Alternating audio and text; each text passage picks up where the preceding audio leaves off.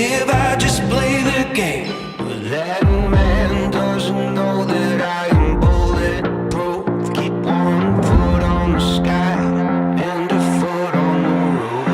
I'm not doing this to try to make a name. I just like the way it feels on it, the way it looks on me. Still got the fire when you try to be a flood, 'cause I like the way it feels on it. That little rush, rush, rush of blood. That rush of blood, I'll use it for good.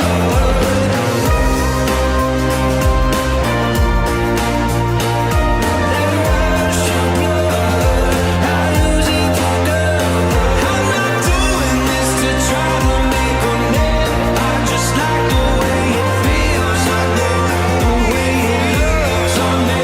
Still got the fire when you try to be a flood, 'cause I like the way it feels on it. That little rush, rush, rush of blood.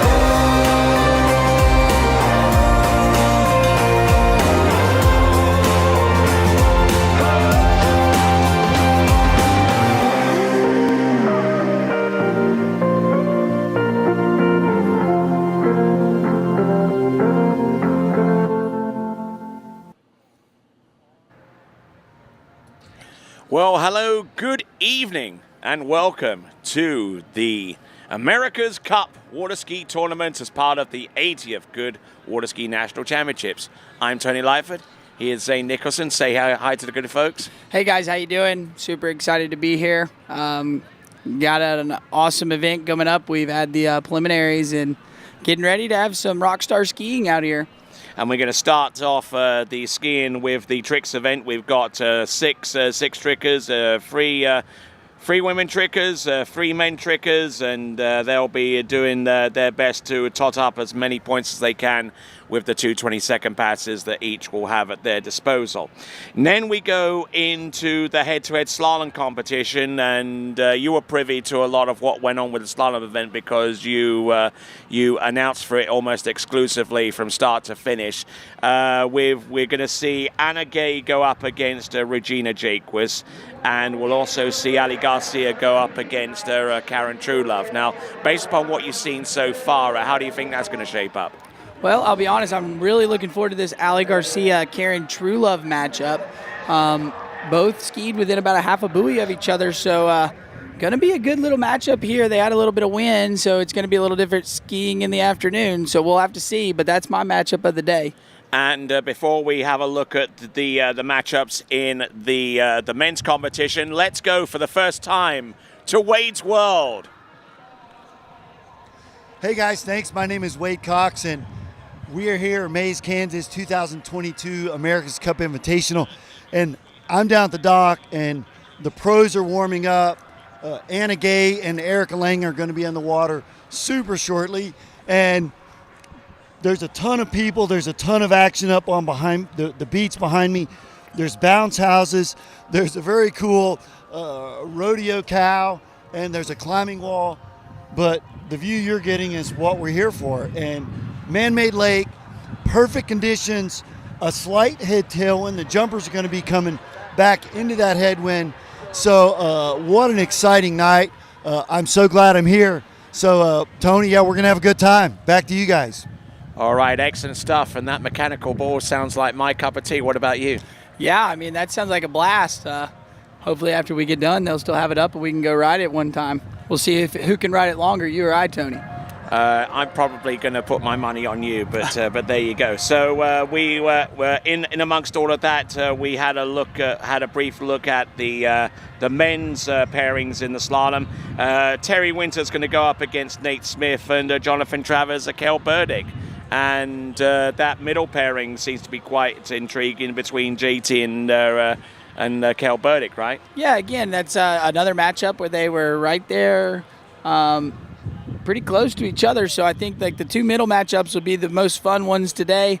And then, moving along. I think the other ones will be a little bit tough for that 4th seed to beat that 1 seed. But if I was going to take a look at any of them, I would go with Terry Winter sneaking up, that little short guy. But he's got the move, and he can run 41. So, definitely can give Nate a run for his money after we saw Nate run 41 today.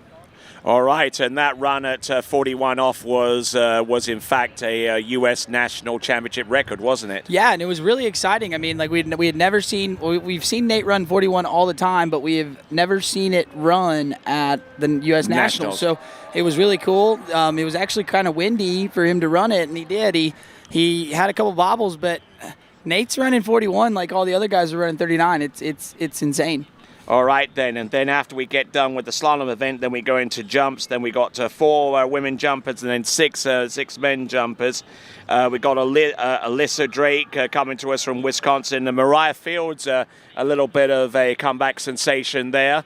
And as we'll continue to talk about the women's jumpers, but let's check in with Wade's World once again. Hey guys, I'm here with Miss Anna Gay, 3-time world trick champion. A little different format though, 3 boats, America's Cup, sort of neat deal, right? Yeah, it's super cool. I'm super excited. We all go down and then we all come back, so we follow one after the other. So it is different, but it's going to be really fun. I'm super excited. So it's kind of, you basically are going to have to go down and back, right? That's what I've even heard Adam Pico say. Who's going to go down and back, right? Yeah, I mean, I think the goal always is to stand up, but it is cool because you go all the way to the end, but you wait for others to go back first, so it's a longer drop time at the end. So it's a little different, but it's really cool. I'm excited. Yeah. Some triple head-to-head trick skiing. We can't wait. She's going to get in the boat now. We're going to see her in the water soon. Back to you guys. All right, then. We look forward to seeing that. And as we round off the explanation of the events, we were going to go in and look at Alyssa Drake and the 3 other competitors, and then we're going to have 6 men jumpers. We'll explain all of that as we get closer to the event. This is the America's Cup Invitational as part of the 80th Goode Water Ski National Championships. We'll come right back after these.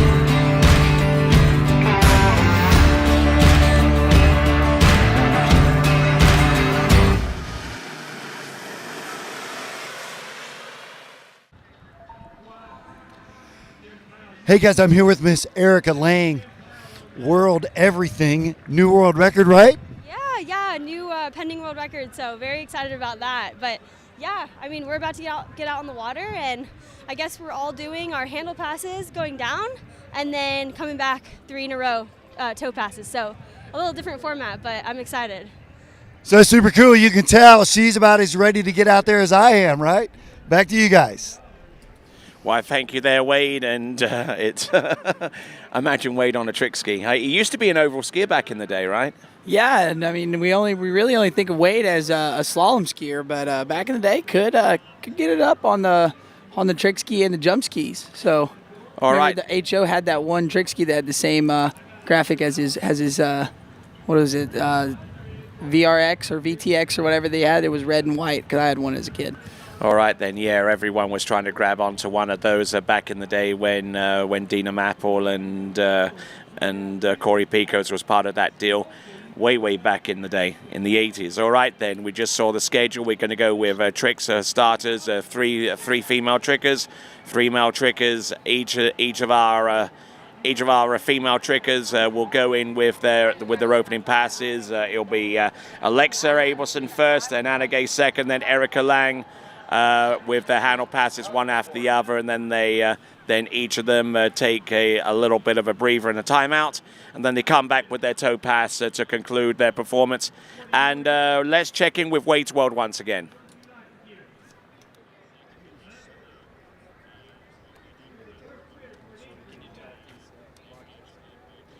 All right, as we get Wade situated once again, we've got Alexa Abelson. She's going to poodle on out towards the island, and we'll send her into the tricks course for her first 2 20-second passes, and it'll be the first of all of the passes to go, because we'll take Alexa out first, then Anna Gay second, and Erica Lang third.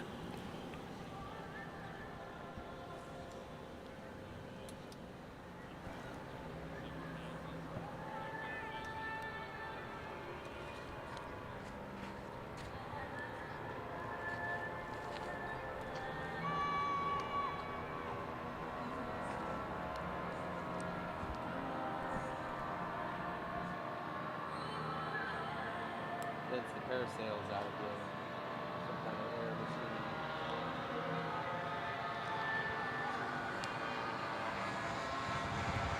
Oh, there's an air machine up here. Another parasail.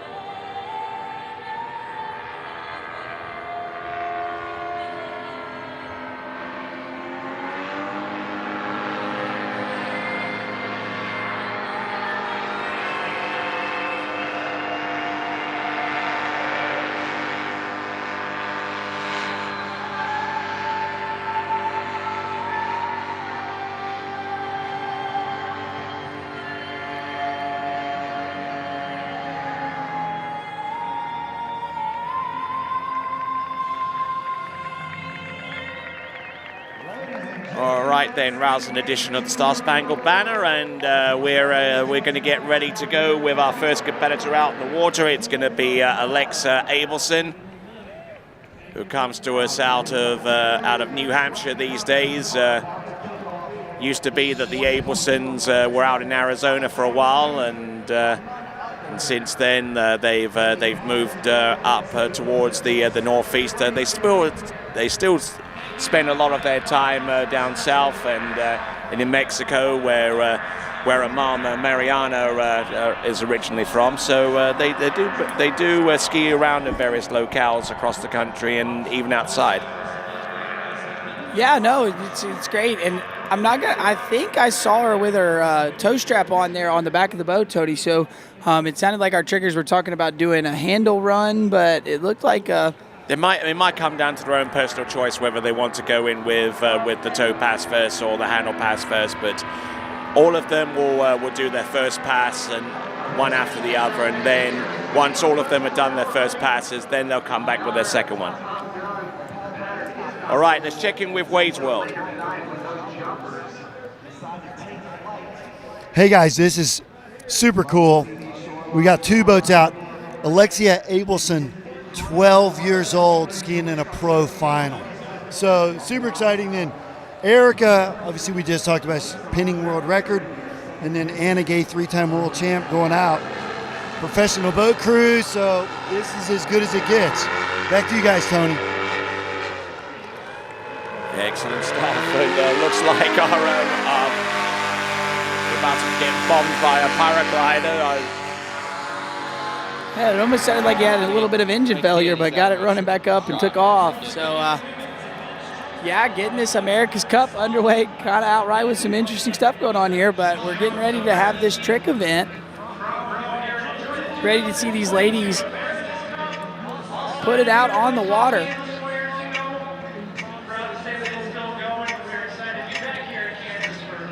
Right, looks like we got our flotilla ready to go. Looks like we got 3 Nautique towboats, 1 blue, 1 gray, and 1 red. There's our crew in the TWBC production trailer, and we will proceed on very, very soon as the a good portion of our crowd get ready to work their way onto the beach.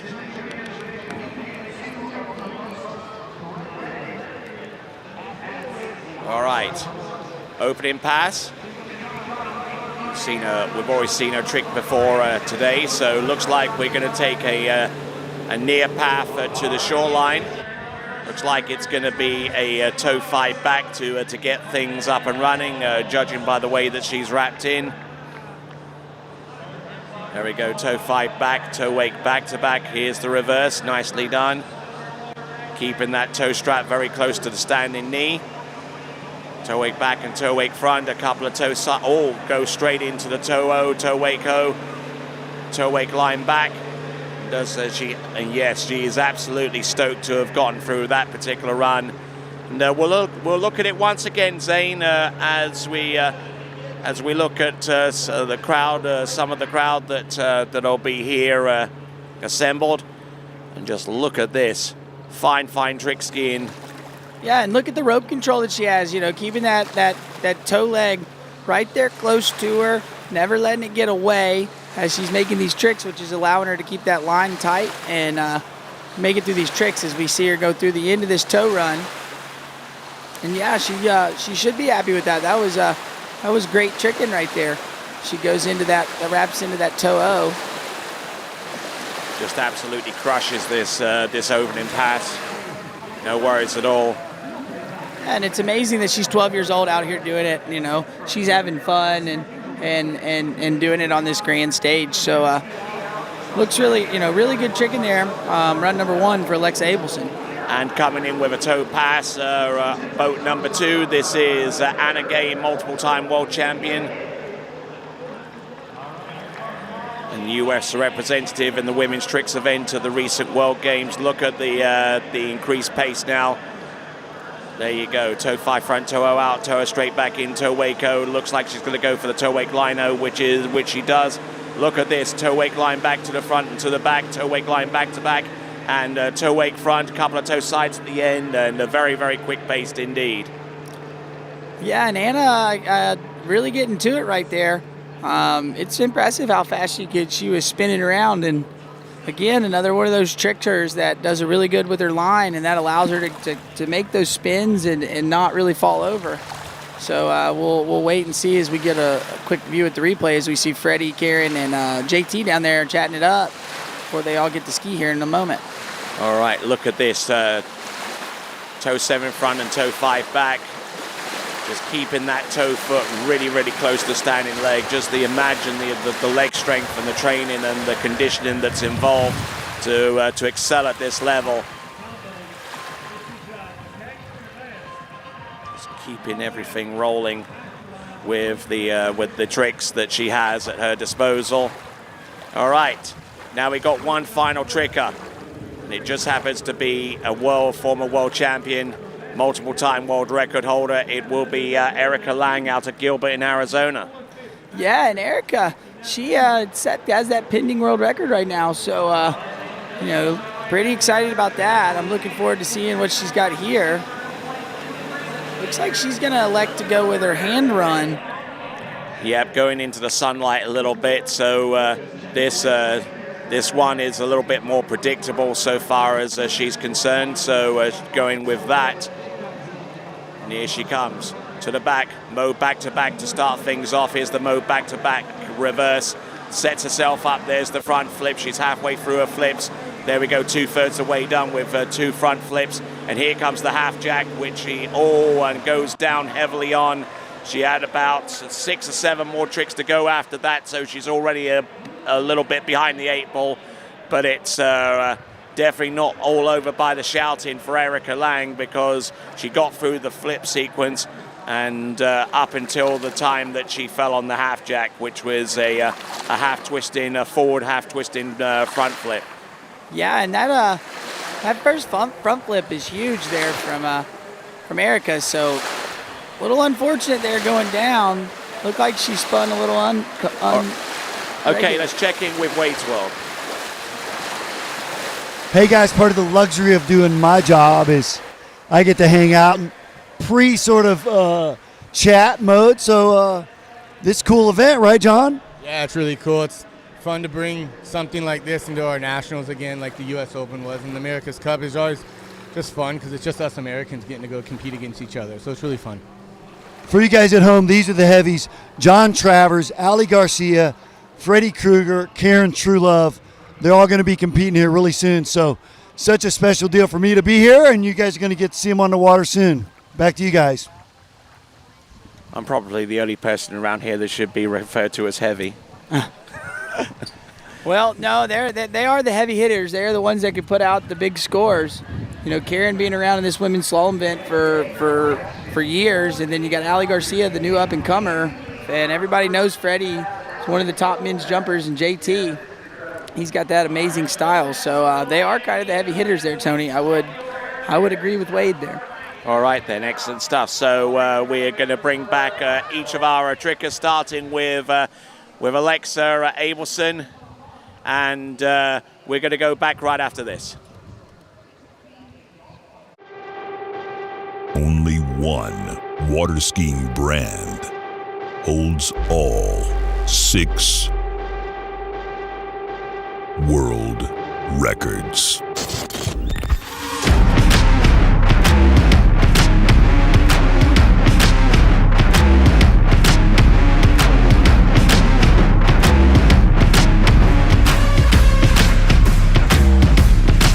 Masterline, made in the USA. Hey, it's Neely Ross, Reflex Team Skier. In today's how-to video, we're going to be talking about how to turn your offside.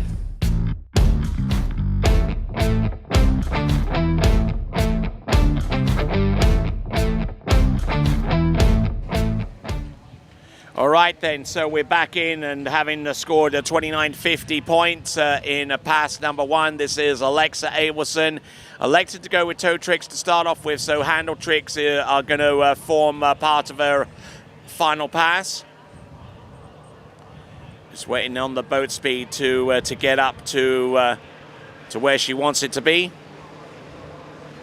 We're in the trick course right now. There we go. There's wake back to back. So wake 5 front, spins to the back. There's the reverse 5 front, continuing to rock and roll with the 360.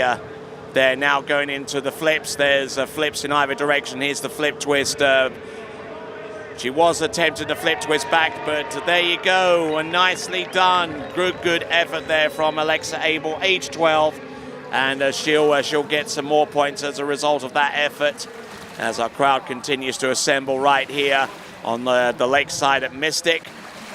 And we'll look at Alexa Abelson once again with each of these tricks there, Zane. Yeah, and Alexa looking good. And again, remember, she is 12 years old out here in this trick final. So, you know, showing composure and super excited to stand up as we see her go into the flip sequence here. Looking good as she makes her way through them. And then, you know, as she stands up, we love to see the fist pump here. So she's excited. Going to add those extra points. And good trick in there by Alexa Abelson. Yes, and giving our crowd here an up-close and personal view of her water ski tricks. And there you go, a father in the boat giving the fist bump as well. You got to love that. Oh, yeah, no, and it's great when you look in and you see the coach because, you know, they work together because you got to have a pinner to make sure you don't get jerked down the lake. And, you know, that's the coach too. So really good to see when you look in the boat and they're both excited to get it as we...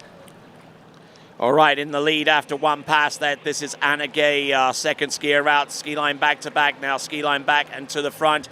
Twist. There we go. That's the back mobe. Here's the back mobe reverse. Nicely done. 1 foot of her flips are expended. There we go. That's a flip twist to the back. There's the reverse. Does she recover? Here she goes with the front flip. Here comes the front flip reverse. Nicely done there. All of her flips are under her belt. Yeah, there you go. Good, strong effort there from Anna Gay out of Winter Garden in Central Florida. And she was up for this one. Yeah, and Anna coming in strong. I mean, standing up both runs, so it's going to put the pressure here on Erica coming in with her second run. It's going to be her toe pass. She was already down 790 points, so I'm not that good of a tricker, but I know she's going to have to throw in some extra tricks to make it up to that point. Certainly, she's got to be on her game, but one person that is Anna Gay, especially with her flips, taking some time out to actually stabilize some of those landings. They weren't quite as fluid as she typically performs, like that one with the flip twist back. There's the front flip, and here comes the reverse front flip, about 18 seconds about there. Has about 2 seconds left for a couple of side slides and maybe back in the front, and there you go, fist pump at the end. All right then, we've got one more skier to come, and she comes to us out of Gilbert in Arizona.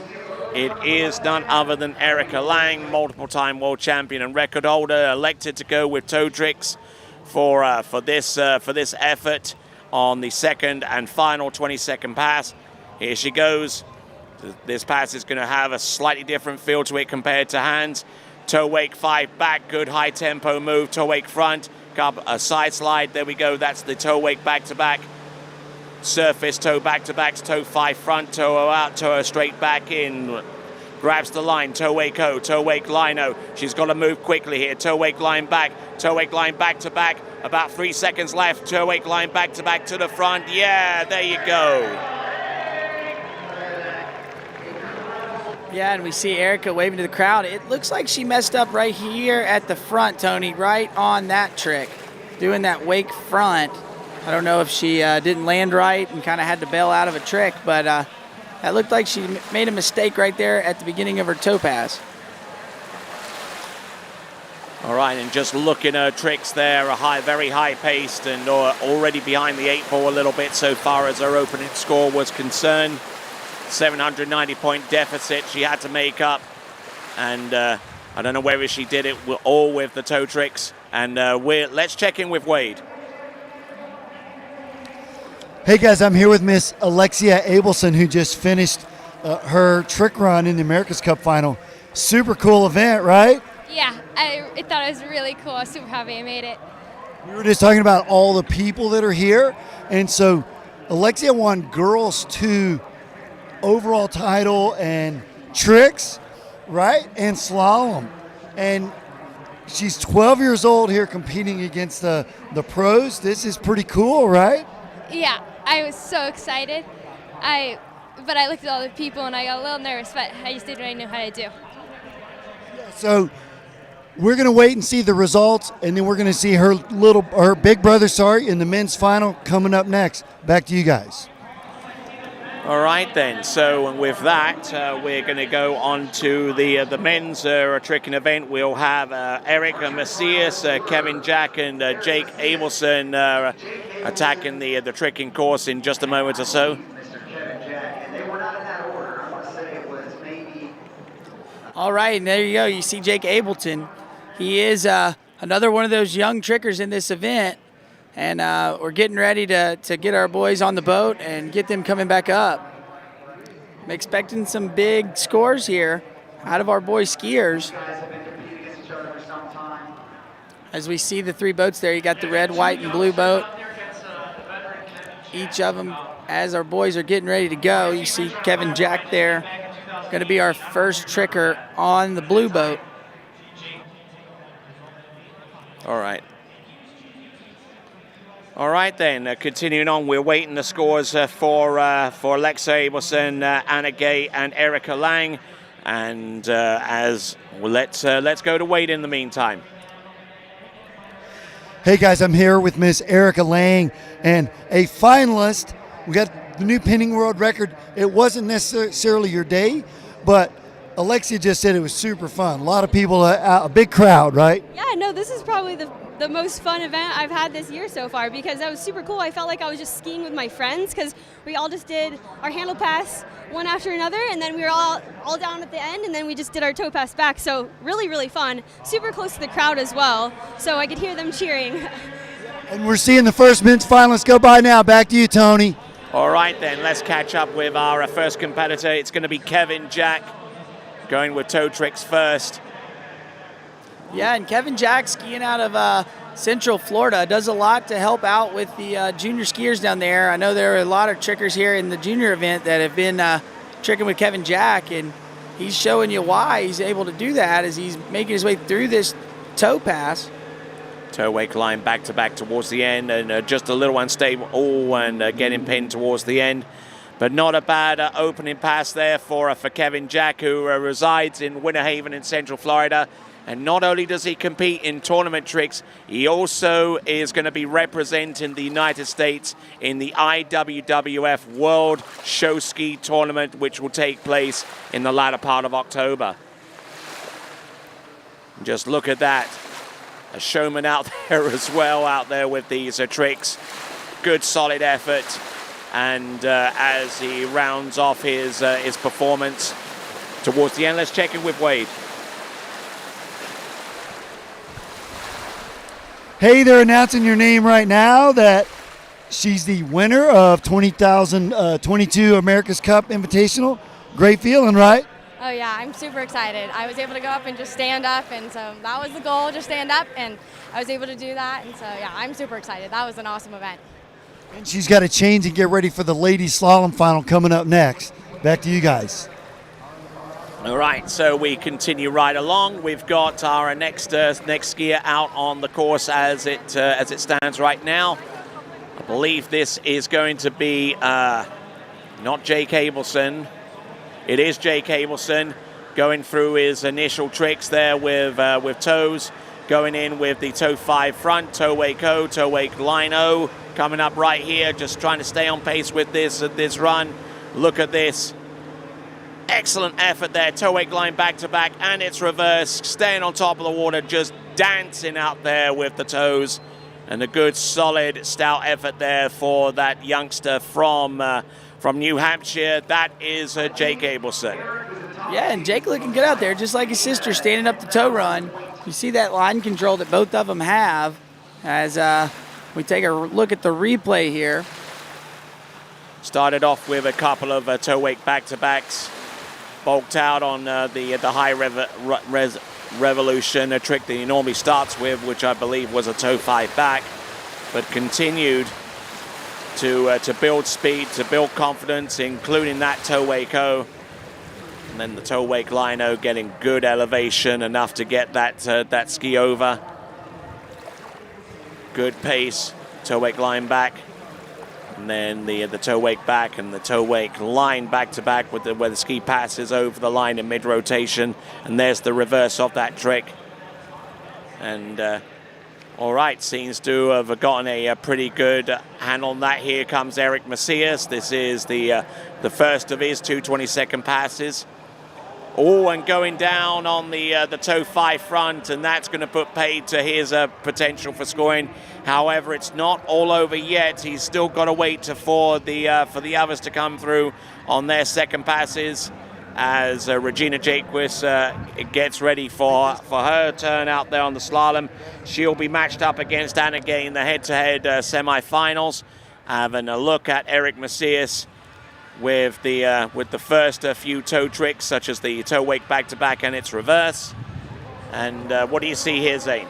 Yeah, I mean, he was looking good until he wasn't. Right there, you see he kind of rocks back on his back. He rocks to the back of his ski when he goes to do that wrap-in toe trick and get his foot low and going down. So, unfortunately, that's probably going to put an end to his night tonight. But we'll take him down to the end of the lake and bring him back in. He's going to do his hand pass. And all of them are going to do the hand pass because all of them went in with toe tricks this time around. Yeah, and I mean, I know if I were doing it, I would want to be doing my flips coming back in front of the people because that's what everybody wants. If especially in front of the crowd, the bigger flip you go there, we hear them cheering as the girls came by. So I expect to see these boys throwing some pretty big tricks there in front of the crowd and getting everybody pumped up. Little bit of adrenaline overload all the way around. And we've got Kevin Jack about to tighten up the line and get set for his handle pass. But we'll come back right after these.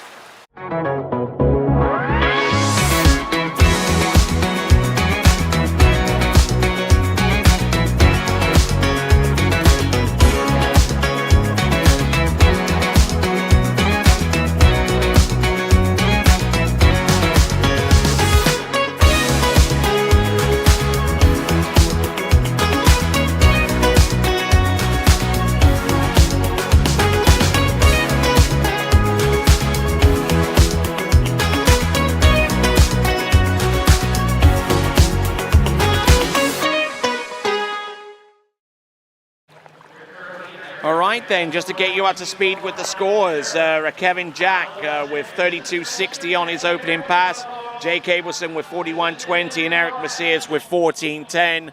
And we mentioned Kevin Jack just a moment ago, and here he comes. This is handle pass, and he is going to throw everything and the kitchen sink into this one. There'll be no stopping him. Here is the half jack. Boom. First trick. There's the second one. Front flip. The third trick, it's going to be the front flip reverse. He's halfway through his flips. Flip twist to the back. Now to the front. Flip twist to the back. There's the reverse. Here he goes with the flip twist back to back. Now slows down to do his ski line 5 front. Does he have anything else? Wake 5 back. Wake 5 front reverse. Beautifully executed. He'll ski into shore. And Kevin Jack absolutely on fire. And that was a big handle run there. I mean, electing to start off with that half jack, that's a huge flip to start the run with. So as you see it here, he comes in, massive front flip with a half twist as he starts in the back position and lands in the front, then goes into the big front flip. And as we take a look, he takes the other front flip. So Kevin Jack really coming back after going down a little early in his toe run. We'll see if his flip sequence and he's got enough to get him above Jake Abelson, who is in the lead right now of this trick event. All right, and here's going to be a special performance coming up from Jake Abelson as we see Kevin Jack massage his way through this run. And all right, let's check in with Wade. Hey guys, here with some of the locals, Ashley, Dylan, and Morgan. And so you guys are wakeboarders, huh? Wakeboarders, not skiers, unfortunately. So. And she's a wake surfer, so you guys enjoying the event? That's pretty cool, right? Oh yeah, this is awesome. This is really cool. Yeah, so man, we're down here in the pit. This is awesome. Enjoying it. Back to you guys. Right in the middle of the second and final 20-second pass. Just look at the rates of these moves. Ski line 5 back. Ski line back to back towards the end, and just not getting enough elevation towards the end, but a decent effort by the shout in there from Jake Abelson, and using a brand new trick ski which he helped to develop along with his father and Jimmy Seamers. It's called the Goode Avalon, working well with that 41.5-inch long trick ski. That's incredibly short. Yeah, I was taking a peek at it a little earlier before this event started, and looks really good. You kind of see how it's holding him through the wakes and getting him that pop off the top for the flip. So I that's what they were kind of like wanting when they went with the design of it. And it looks like they went kind of in the right way, because Jake's out there looking really, really good. Again, he's still one of our young skiers. He's under the age of 18, so it's still impressive to see him out there. And the World Men's Tricks bronze medalist from last season. Here comes Eric Macias. He's got flips as well. Flips from side to side. Let's see what he's got with the flip twist back. And does he go for the reverse? No, he goes for the front flip. Straight up over ski line O, ski line 5. He tries to go for the ski line back to back. And there's the ski line 5 back, and fantastic effort as he continues to do flips and spins right the way towards the end. There is Eric Macias, and that will end his day. Yeah, and unfortunately just going down early on the toe run, so I don't really think he had a chance. I know he looked really good here on the hand run. Looked like he missed a trick there, didn't make it over the line. We'll see it here in just a second, but still good tricking out of this young skier, and making it here. Wonderful front flip straight over with one arm. Oh yeah, great for right there. I think that was the trick that he missed. So the ski line back to back. Then getting over there, so. All right, let's check in with Wade's World once again. Hey guys, I'm here with Kevin Jack, who just competed. He's catching his breath. So 5-time U.S. National Trick Champion. Trying to grab you an America's Cup title as well, right? So I hope so, yeah. These young kids are just so incredibly talented. So if I was able to get enough points, that would be amazing. So we're going to wait here with them, and we're going to try to get a chat with the other two guys as well. Back to you guys. All right, so that concludes the action on the water so far as the tricks is concerned. Our next event is going to be slalom. We're going to have matchups in the women's section as well to start off with, and then we're going to go into men, and all of that to come right after this. All eyes on the way I vibe when I walk into the room. Wind blows underneath the soles of my brand new pair of shoes. I got the attention. I'm on a mission. No sweat in the way I step. I got a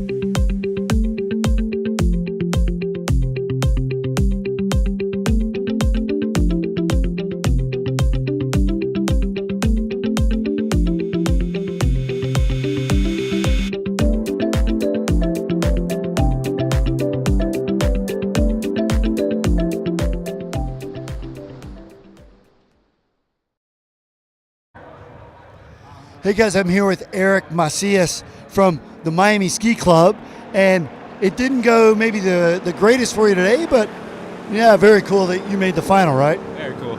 I mean, overall, it's really awesome to be here. You know, as a skier, a lot of skiers look forward to being at this tournament, especially with all the crowd and everyone looking at you. It's amazing. It's amazing, and I want to thank everyone for coming out. So awesome. Very cool. He's already been a national champion, and maybe next year he'll be America's Cup champion. Back to you guys. All right, continuing to rock and roll here. We've got a lot of activity, a lot of festivities, and we've just seen some great trick skiing from Kevin Jack and Jake Abelson and Eric Macias.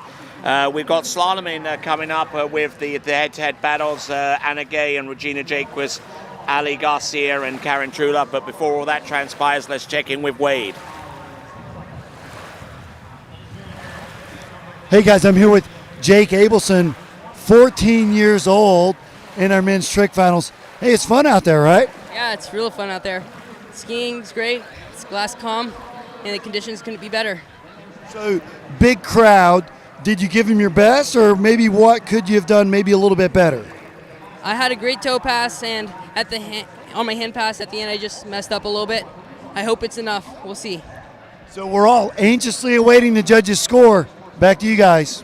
And we'll give you that score once we get hold of them from the officials. So, I mean, you saw that trick ski there from Jake Abelson, that brand new design there from Goode, designed to give the skiers a little bit more control, a little bit more flexibility, more pop off the top of the wake, and it's got that consistent curve from the tip all the way through the tail. Not a flat ski, but a consistent rocker. Yeah, and it's a different shape. I mean, you can kind of see it there, and that's kind of what they were going for. They're doing it. It's more shaped like a football on that edge that they got going around. So, again, you don't have They that actually flat. described it more as a surfboard, actually. Yeah. But like I know when they were showing me that curve, they were talking it like around like a football. So, but it looked good. And then they had the rails down the side, and it was designed to give it more control through the wake and more pop. And we definitely saw it there with Jake when he was out there competing. So. Looks like they're on to something there at Goode. All right you are. So we're going to go to Wade, and let's see Wade. Hey guys, I'm actually in the towboat, and Miss Anna Gay, you're going first, right? Yes, sir. Yep. Back in action on slalom this time. So we were just talking about this is super action fast. So already went through trick, now we're in a slalom, so no nerves probably though, right? Not too many. I kind of got a nice little warm-up with tricks, so that was kind of nice, yeah. All right, I'm going to get out of here. Back to you guys. All right, then, we've got some scores that have just been released to us. In third place, Eric Macias with 66.30, Jake Abelson with 95.30, and it's just been announced to the crowd that Kevin Jack with 9,700 points is your winner of the America's Cup.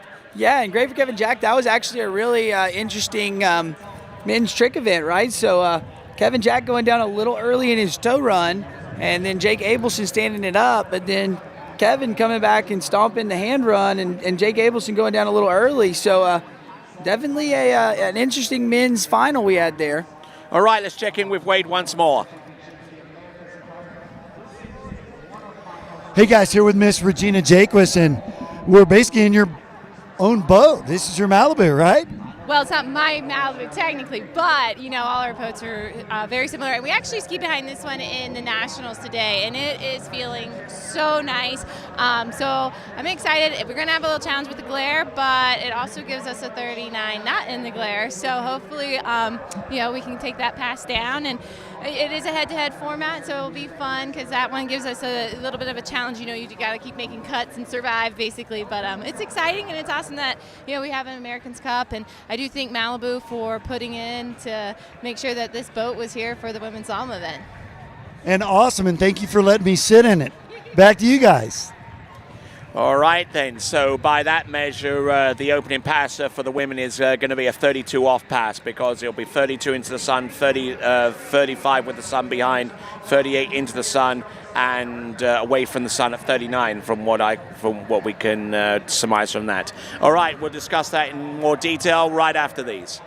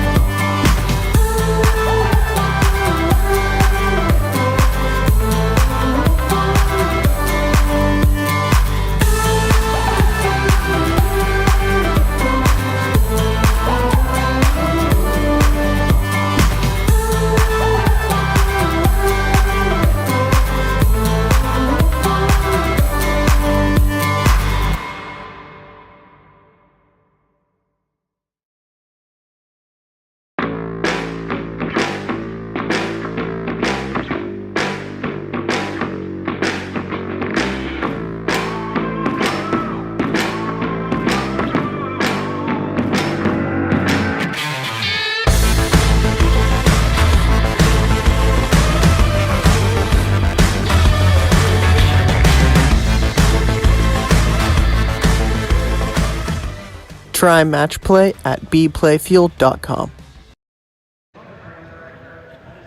So hey guys, I'm here with one of our finalists, Miss Karen Truelove, and got an interesting little head-to-head. And so yeah, great conditions though, right? Yeah, the conditions look good. I guess right now the only concern is the sun because the lake's late east-west, and we're kind of getting to that time of night. Got good group of girls. I got on Team Good we got Regina and Allie, and then Anna Gay is normally known for her tricking, but she won the overall this week and slalom really well this morning. So we'll see. It should be a fun time. Yeah, so we're going to see her out there really soon, and we're just having a blast down here, aren't we? Yeah. So back to you guys. All right, the boats are being assembled. I would assume that Regina would ski behind her own Malibu boat. It was highlighted before, and I'm sure that Anna Gay is probably going to be inclined to ski behind the Nautique of her choice as well.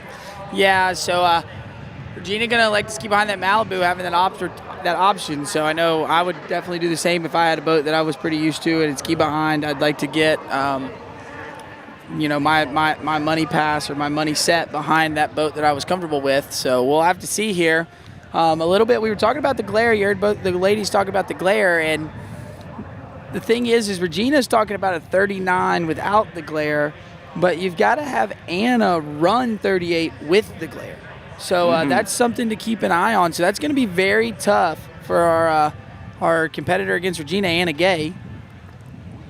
And then, and then on top of that, the way that the wind is blowing, you're going to have a pretty good tailwind along with the glare. So not only can they not see the buoys, they're going to be coming into them really fast. So they're not going to have the same reaction time that they might normally would. All right, let's check in with Wade once more. Hey guys, here with Miss Allie Garcia, and you had quite the summer. You skied all 5 European pro events? Yes, I did. It was a experience like no other, really. It was awesome, actually. It was really fun. So excited to be home, though, for sure. So Spain, Italy, Greece, Norway, England. Yeah, it was a long 5 weeks, but I feel like I learned so much and grew so much, and now I'm back at U.S. Nationals where I belong, so it's good. Yeah. Well, we're going to see you out there really soon. Super cool to be here. Know your parents have helped water skiing immensely over the years, and you're sort of missing your big brother here. Where's he? He's at home, just recovering a little bit from a hip injury he crashed at LA Night Jam, so he decided to heal up first, but he's watching, and I'm sure he'll tune in. Good deal. Back to you guys.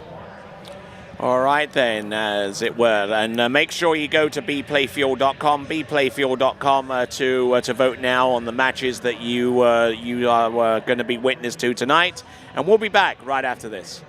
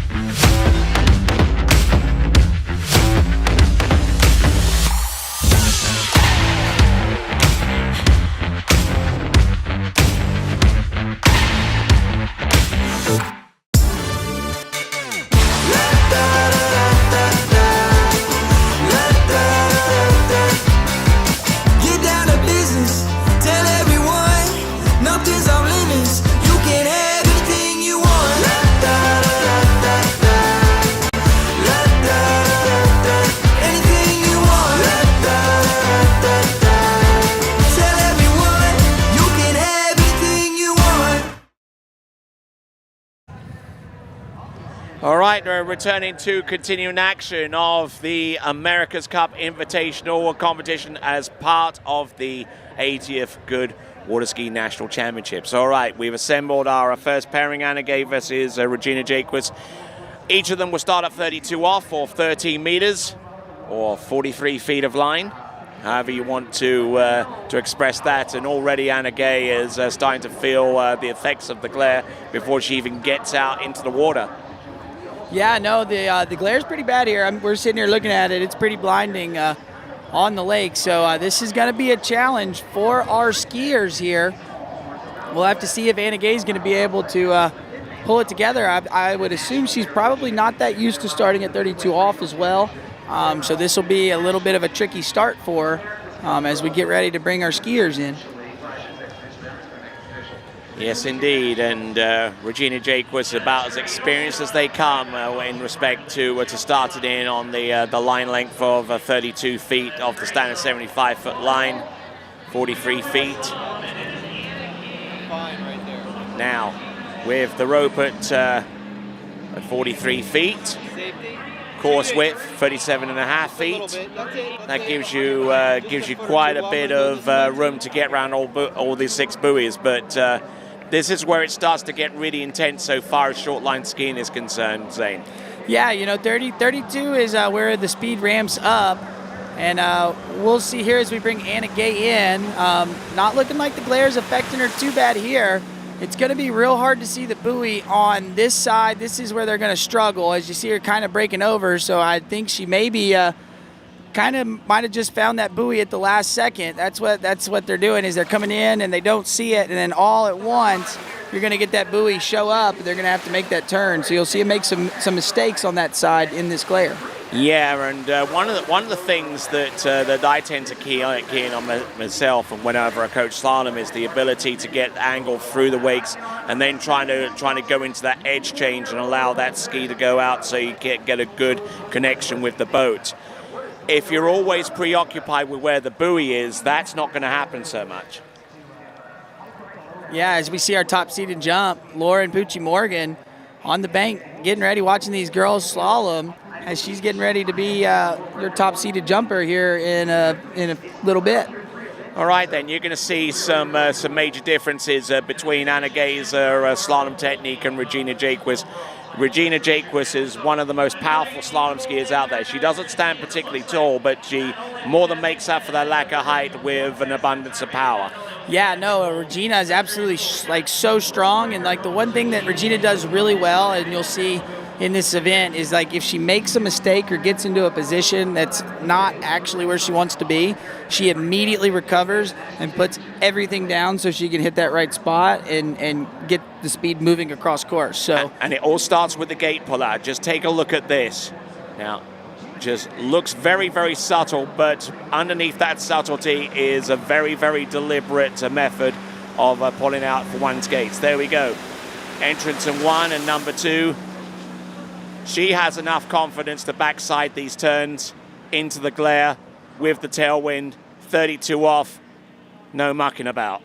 Yeah, and you were touching on her gate pull out as we'll get the replay up here in a second. But what she's doing is she's sneaking up on the boat so she doesn't spike that 0 off. So she goes really smooth and subtle on her way out, and then she'll actually generate the same amount of speed. But if she were to go super hard, she's going to get 0 off to spike back on her, and then it's going to give her too much speed, and she won't have control of it at the top of the gate. But as we see her making way through this 32 off pass, doesn't look like the glare's really bothered her, but you also see she gets a lot wider on that buoy than our first skier, Anna Gay, so she's getting a different look at the buoy as she's going by it. Is that something that you emphasize a little bit with your coaching going forwards, whenever you see someone who's having trouble with their gates and you find that they are spiking the 0 off, maybe just go a touch easier, maybe a touch earlier, so they do actually creep up, and so that when they get behind the boat, there's less likely for the boat to actually get back on them and pull them to the buoy. Yeah, when I'm coaching the gate, the big emphasis is a lot of people pull out way too late.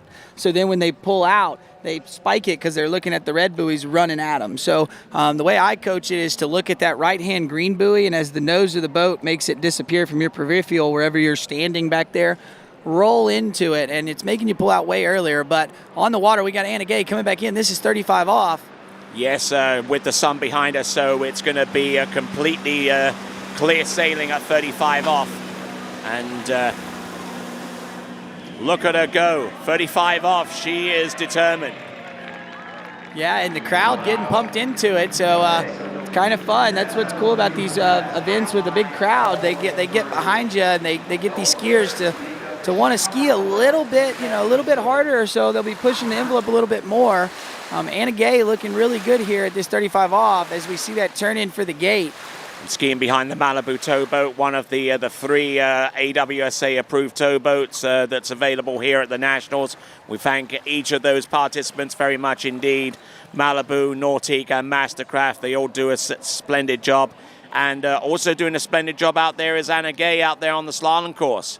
Yeah, she's making her way, looking a lot more settled when she's going away from the sun. So we'll see if that changes as she goes back into 38. It's going to be tough. She didn't run 38 off earlier this morning in the preliminary round. So we'll have to see if she can make an adjustment and get through that 38. But as we take a look down here at our crowd, everybody showing up has come out to watch.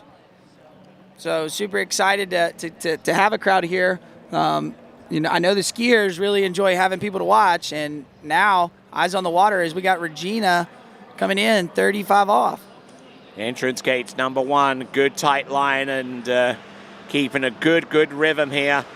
35 off is a pass that's essentially a walk in the park for her, but she can't afford to be complacent by any stretch of the imagination. Round 5, round number 6, and it continues on to 38 off into the sun with the tail. Yeah, and I mean, that was another warm-up pass for Regina. So you see that Anna Gay's kind of having to work to run it, whereas Regina, it still looks like it might be like 28 off and they forgot to shorten the rope. But look at her making way to that gate. She's just in control of it as she rolls in. And then watch her hands off the buoy. They come to that outside hip, locked on the thigh, and then that makes her take off and accelerate through the wake. So that's why you don't see the boat pulling her. She doesn't break forward as she goes behind the boats, and every now and then you'll see our other skiers start to hunch forward. She always stays in a straight line from her shoulders to her hips all the way to her feet, and that's why she's generating speed and angle like she does and able to run, more buoys than a lot of these other women. Extremely important in slalom skiing to establish a balanced baseline whenever you go into your edge change and into the turn, and just be completely still, completely at ease with your edge change. And all that comes down to training, conditioning, practice, all of those elements. Yeah, it's also coming down to trust. I mean, if you'll cut all the way through at some point in time, if you'll cut hard as you get to a point, the ski's going to swing on its own, but we'll see. Anna Gay coming in. This is 38 off. Into She's the got sun. the tailwind and the glare there, Tony. Indeed. Gets a good start on buoy number 1, and round number 2 she's getting further down course, but she's still there. Round 3 and didn't have too bad of a start on number 1 and number 2, and had indication of being able to run it, but. Yeah, but look here. I think she did bobble off a 2. Let's look. 1 was pretty good. She comes in. She hooks up pretty good there. Now look here at 2. She doesn't see it, and now she tries to slam it past the buoy. So she didn't see the buoy until she got up on it, and now she's way late. Tries to make it, crank the turn there, and brings the handle to the inside hip at the buoy. So instead of bringing it to the outside hip, she brings it to the inside, and that's going to make the ski check up, not finish the turn, and then the boat's going to load, and that's all she's got. Always trying to visually search for the buoy, and whenever you spend time doing that, then it becomes a real uphill struggle to run that pass. Now, let's have a look and see what Regina Jaquist can conjure up with the pass of 38 off. It's not an automatic for her by any stretch of the imagination. But if there's one person who can run it relatively...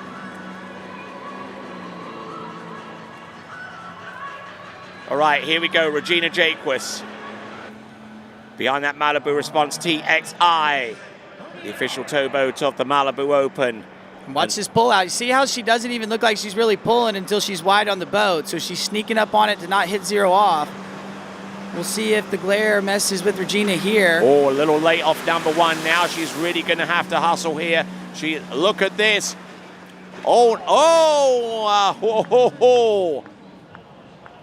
Wow. Okay, you do not see that often. No, you do not see Regina miss 38 very often, and you very rarely see Regina go out the front like she just did there, as they're going to come back and make sure she's okay.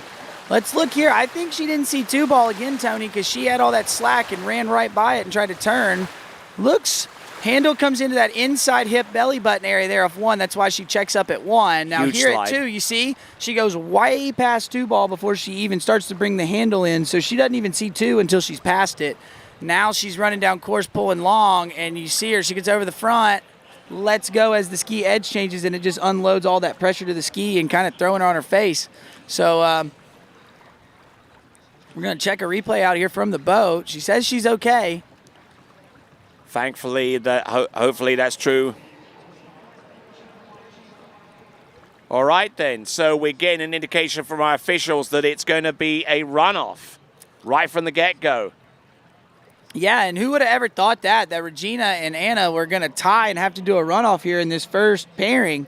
Very uncharacteristic. I mean, that was almost very similar to the crash that we saw Whitney McClintock take in at the Worlds that kind of put her out of commission for a little bit. So we hope Regina's okay. Yeah. She looks okay. She's smiling, but could have been a scary one there. Absolutely, absolutely. And I mean, I actually spoke to Whitney McClintock-Greeny shortly, I would say shortly after, a few weeks after that crash as part of the TWBC podcast, and she explained what happened and the circumstances and the fact that the physicians actually misdiagnosed her and said that she shouldn't have been able to ski because she sustained a concussion. Yeah, and it was really scary, and it was kind of the same thing happened. She was loaded up going over to that 2-4 side, and as she went to crash, she let go of the rope in a full lean, and it just makes the ski unload and kicks it up out of the water, and she, went flying down and hit her face. So it's kind of the same thing that Regina did there, but not quite as bad. A bit of an opposite to Adam Caldwell. Yes, exactly. You are absolutely right. All right, then, and we'll continue right along. It's going to be the runoff, which means that they have to go in on their last complete pass, right? Yes. That I don't know, Tony. I don't know with the runoff here on this format. I would think they'd come back at 38, but we'll have to wait and see. But we'll hit a commercial break real quick, and we'll come back and let you know. For skiers and water enthusiasts, Florida lakes are what dreams are made of. Combined with world-class golf, remarkable weather, natural beauty, theme parks, and so much more, it's easy to see that Florida is paradise. For more than 30 years, I've enjoyed Florida's lakes and many offerings. If you are interested in Florida real estate, let me be your guide and trusted advisor as you search for your paradise. Together, we can make your dreams a reality.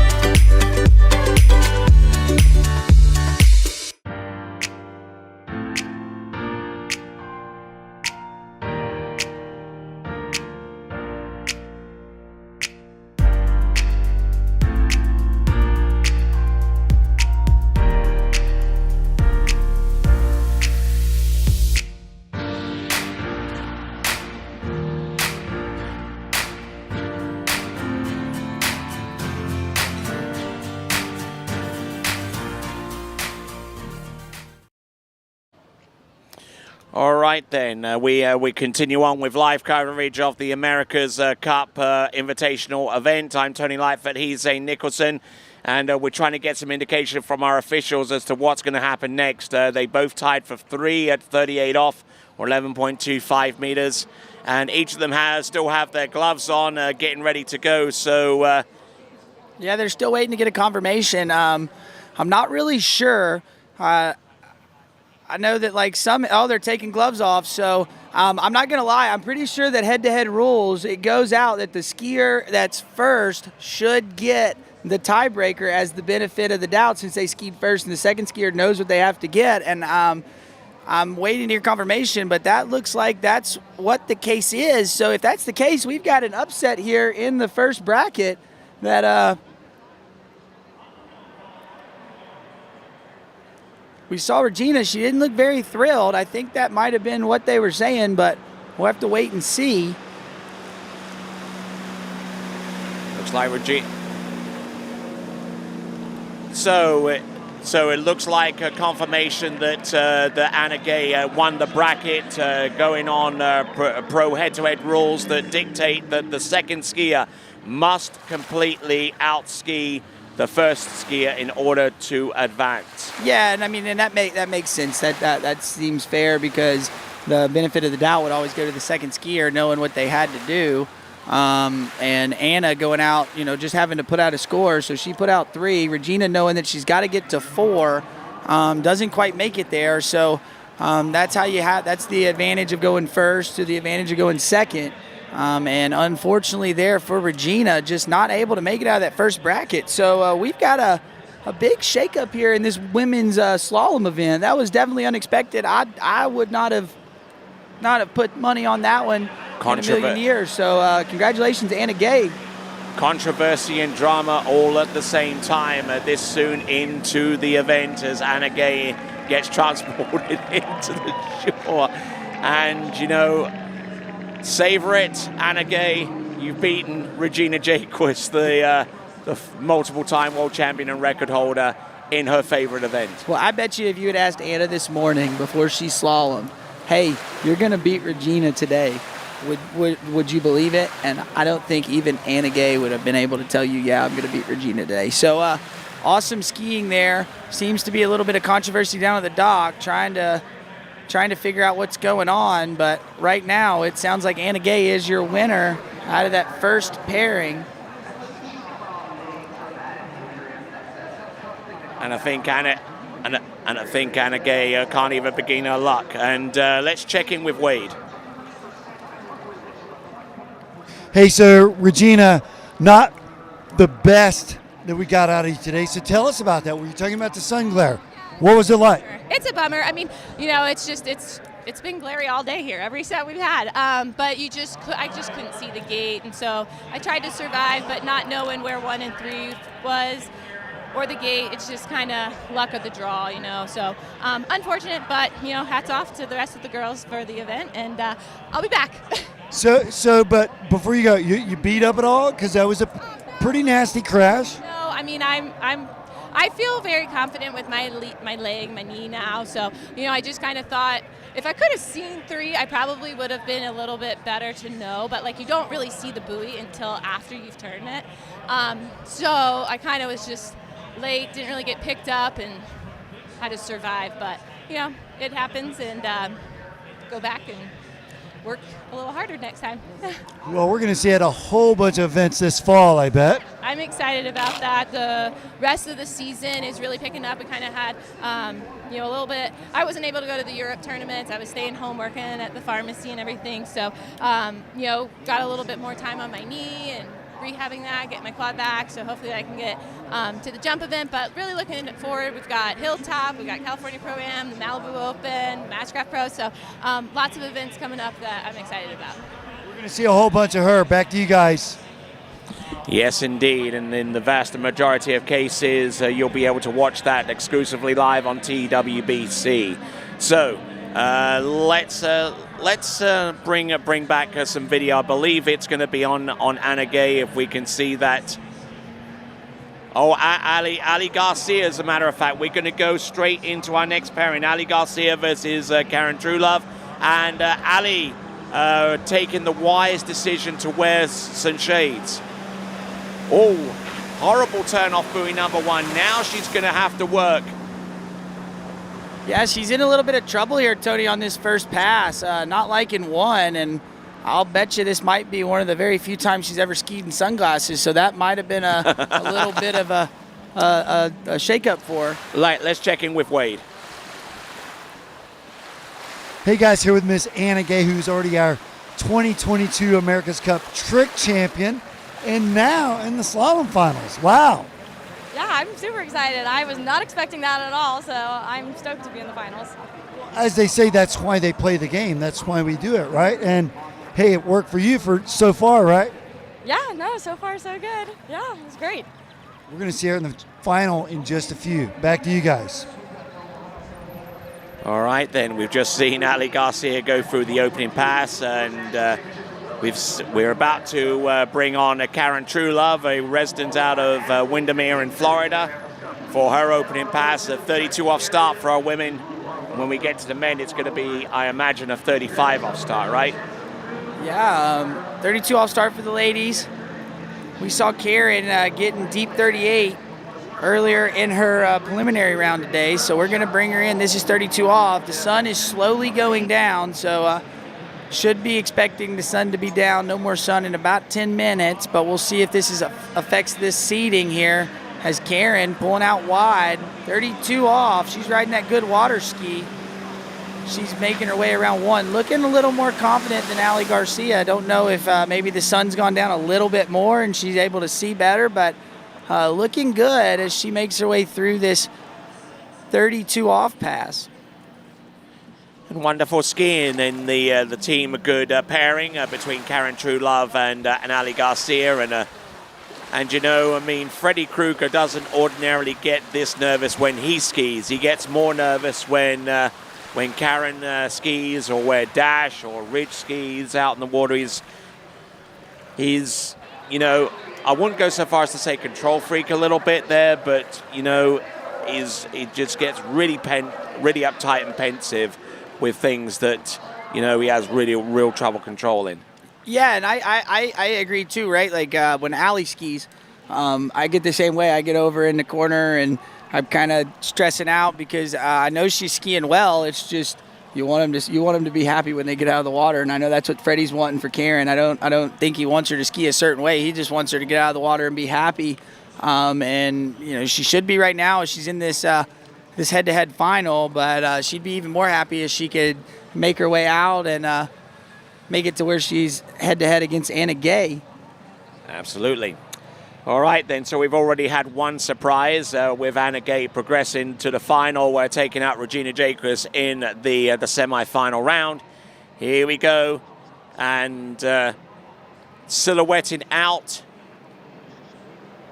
Yeah, this is 35 off here. This is Ali Garcia looking a lot more settled than she did on the opening pass. I think maybe the glare going away is going to help her a little bit. As you see the glare still right there into 1 ball. So we'll see if this affects them as they come into 38 off. But the glare definitely not nearly as bright as it was when Anna and Regina skied about 10 minutes ago. I wonder whose glasses they are. I don't know. They're pretty cool. I think I saw Jonathan Travers not too far away from her at the time. You know, probably just explaining to Ali, wear the glasses, but don't lose them. Yeah, and super nice looking shots here, coming with the sun behind her. Ali Garcia making her way through this 35 off, just silhouetted there with the glare behind her, looking good as textbook 35 off as she makes it through there. So gonna set the bar up for Karen. Wow, look at this. Doesn't get much better, does it? Good crowd, good skiing, and there we go, a 6 buoy count on that second pass at what was that, 35 off. Now there's a Jonathan Travers, and a little bit of Rain-X has been put on those glasses as well. And that's just, yeah, he was telling you got to put anti-fog and Rain-X to keep the water. Anti-fog on the inside, Rain-X on the lens, so the water beads off. But Karen Truelove coming in. This is 35 off. She's making her way through this pass. Karen, no stranger to making finals. We've seen her ski for years, and a seasoned veteran in this women's slalom event. So we'll see if that comes into play with her. She's sitting there checking out the glare. All right, and a little bit of a ripple there from Karen, for Karen from Freddie Krueger, and interested to see Anna Gay in the background there, waited to see which one of those two competitors will be going up against her in the final. Yeah, we were eager to see. They were about a half a buoy between each other this morning, so gonna be interesting. Ali's gonna have the worst of the sun because the sun's just going down a little bit as time ticks on. So we see Karen right here making her way through this 35 off, looking strong here. So gonna need to get a good start here in the 38. I know it's gonna be tough with not seeing 1 ball, but we'll see what we got here as we bring Ali Garcia in. This is gonna be 38 off. With the glasses on for good measure. Here she comes, 38 off. Needs to get a good, decent pull out for the entrance gates. Yeah, looking good there on the pullout, Tony. Let's see if she rolls in. Hits the gate load a little early, so going to have some slack off 1. Going to catch her big here over here at 2 as a lefty. Now she's running down course. Let's see what can she manage it. And there you go, blowing the tail. And down she goes, and that sets up the mark so for Karen Truelove, she just needs to get round number 4 into the wakes to advance. Yeah, and look, she hits the gate really hard here, Tony. So as a lefty, she's going to be over here and get the turn at 1. Little slack here, but watch her at 2. When we mess up our gate as lefties, it shows us up here at 2. And right here, a lot of slack, a lot of speed, having to drop in the back seat, now having to pull long because she's not moving right. So going to leave the door open for Karen. I mean, that's still a tough pass. The sun is there, but Karen knows she's got to get more than 3.5 here on this 38 off pass if she wants to take the win and go on to ski against Anna Gay in this women's final. Yeah, indeed, and Ali Garcia wearing those shades to try and help her out there, or wearing the kind of shades that Doc Emmett Brown would be proud of. Yeah, I mean, I don't like skiing in glasses or goggles unless it's really, really raining. This was always my saying with the slalom courses. I've been doing it for years, and they haven't moved the buoys yet, so I kind of know where they're at. But to each person, each their own, and Ali Garcia electing to use the glasses there, not able to make it through this 38 off pass. But let's see if Karen can get more than 3.5 here and make it into the final as we see Freddie looking on the dock. All right, it's crunch time. The sun's starting to go down a little bit lower, and for Karen, it's going to be a welcome occurrence. Round buoy number 1. Now she's got to get round number 2. Now she's got to hustle off number 2 to get a good enough number 3 to where she can. Oh no, she is inside 4. Oh no, and Ali Garcia left the door open, and Karen Truelove not able to shut it. So let's take a look here at the replay. We've got a final with a couple of our young gun skiers. Ali Garcia having a killer year and Anna Gay having a killer day. As we see Karen looks okay there at 1, but watch her here at 2. She really rolls her shoulder up into 2 and makes her run long into 2. Now she's late into 3 and just out of room here. She goes to 4. Not really wanting to risk it to throw the ski, and knowing she had to get a full 4, I don't know if she thought she could get the ski around and back to the wake. So there you go. We're going to have a young gun final here with Anna Gay and Ali Garcia. So rather irreverent look at this. It's AG versus AG. Yeah, that is. I mean, I would have thought maybe that we would have had Ali Garcia in the final. I would have never thought Anna Gay was going to make it there, and that's so awesome. Anna Gay is having a killer day. Not only did she show up and win the trick event, but she showed up and beat Regina in the slalom event. So I don't know. If I was Anna Gay, I might go buy a lottery ticket tonight after I got done. And Anna Gay taking all the advice that she could possibly muster there from her bloke, Sean Hunter, who's more of a slalom skier than he is a tricker. So all the sage advice that he's able to offer towards Anna Gay at this point will most certainly be welcome. Yeah, and I mean, Anna's been skiing with Sean for a few years now, and we've seen her slalom start picking up. So Sean must have something figured out that he's got going with Anna, because Anna's skiing really, really good. And we'll have to see here as the sun goes down if it's going to affect our skiers anymore, because now the glare is not going to be a problem. And the wind is dying down a little bit as we speak too. So conditions are getting better, but it's going to get darker and things are going to be moving faster as we see Ali Garcia making her way down the lake. I wonder if she still has the glasses. I was wondering if they got lost somewhere in that shuffle. Yeah, I mean, I was kind of worried that she might lose it too, but she still kept them. And Ali Garcia going to make her way in. Karen Truelove, unfortunately, not going to make it into this final. All right, then, we'll return with more action at the America's Cup Invitational right after this.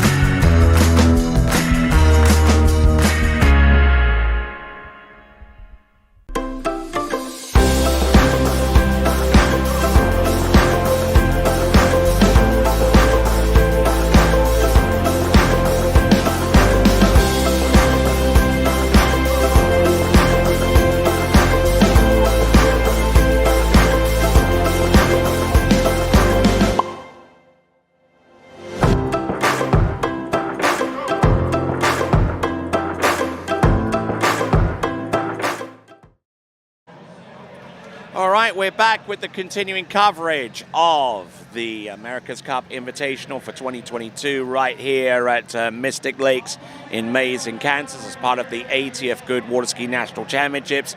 Glad to have the pleasure of your company. I've got Zane Nicholson here.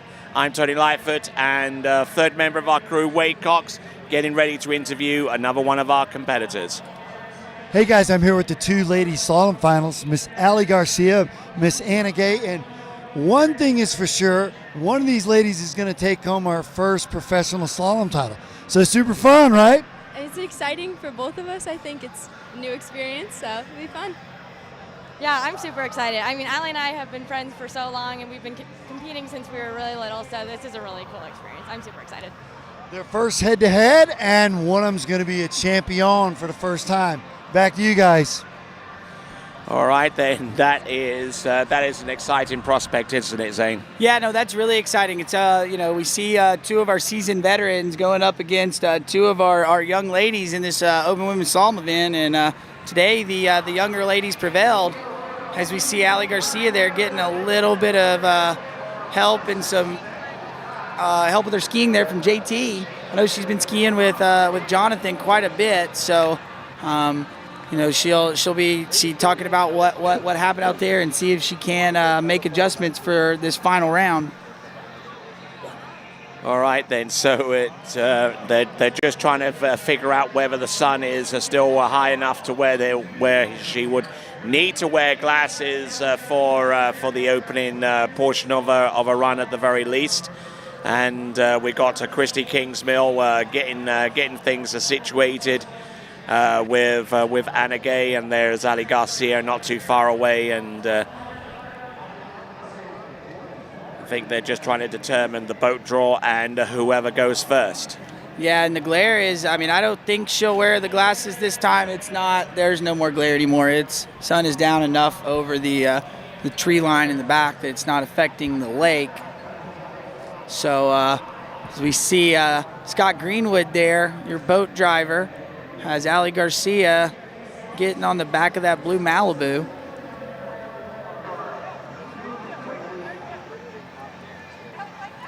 There, Anna Gay getting ready to go behind the other Malibu towboat.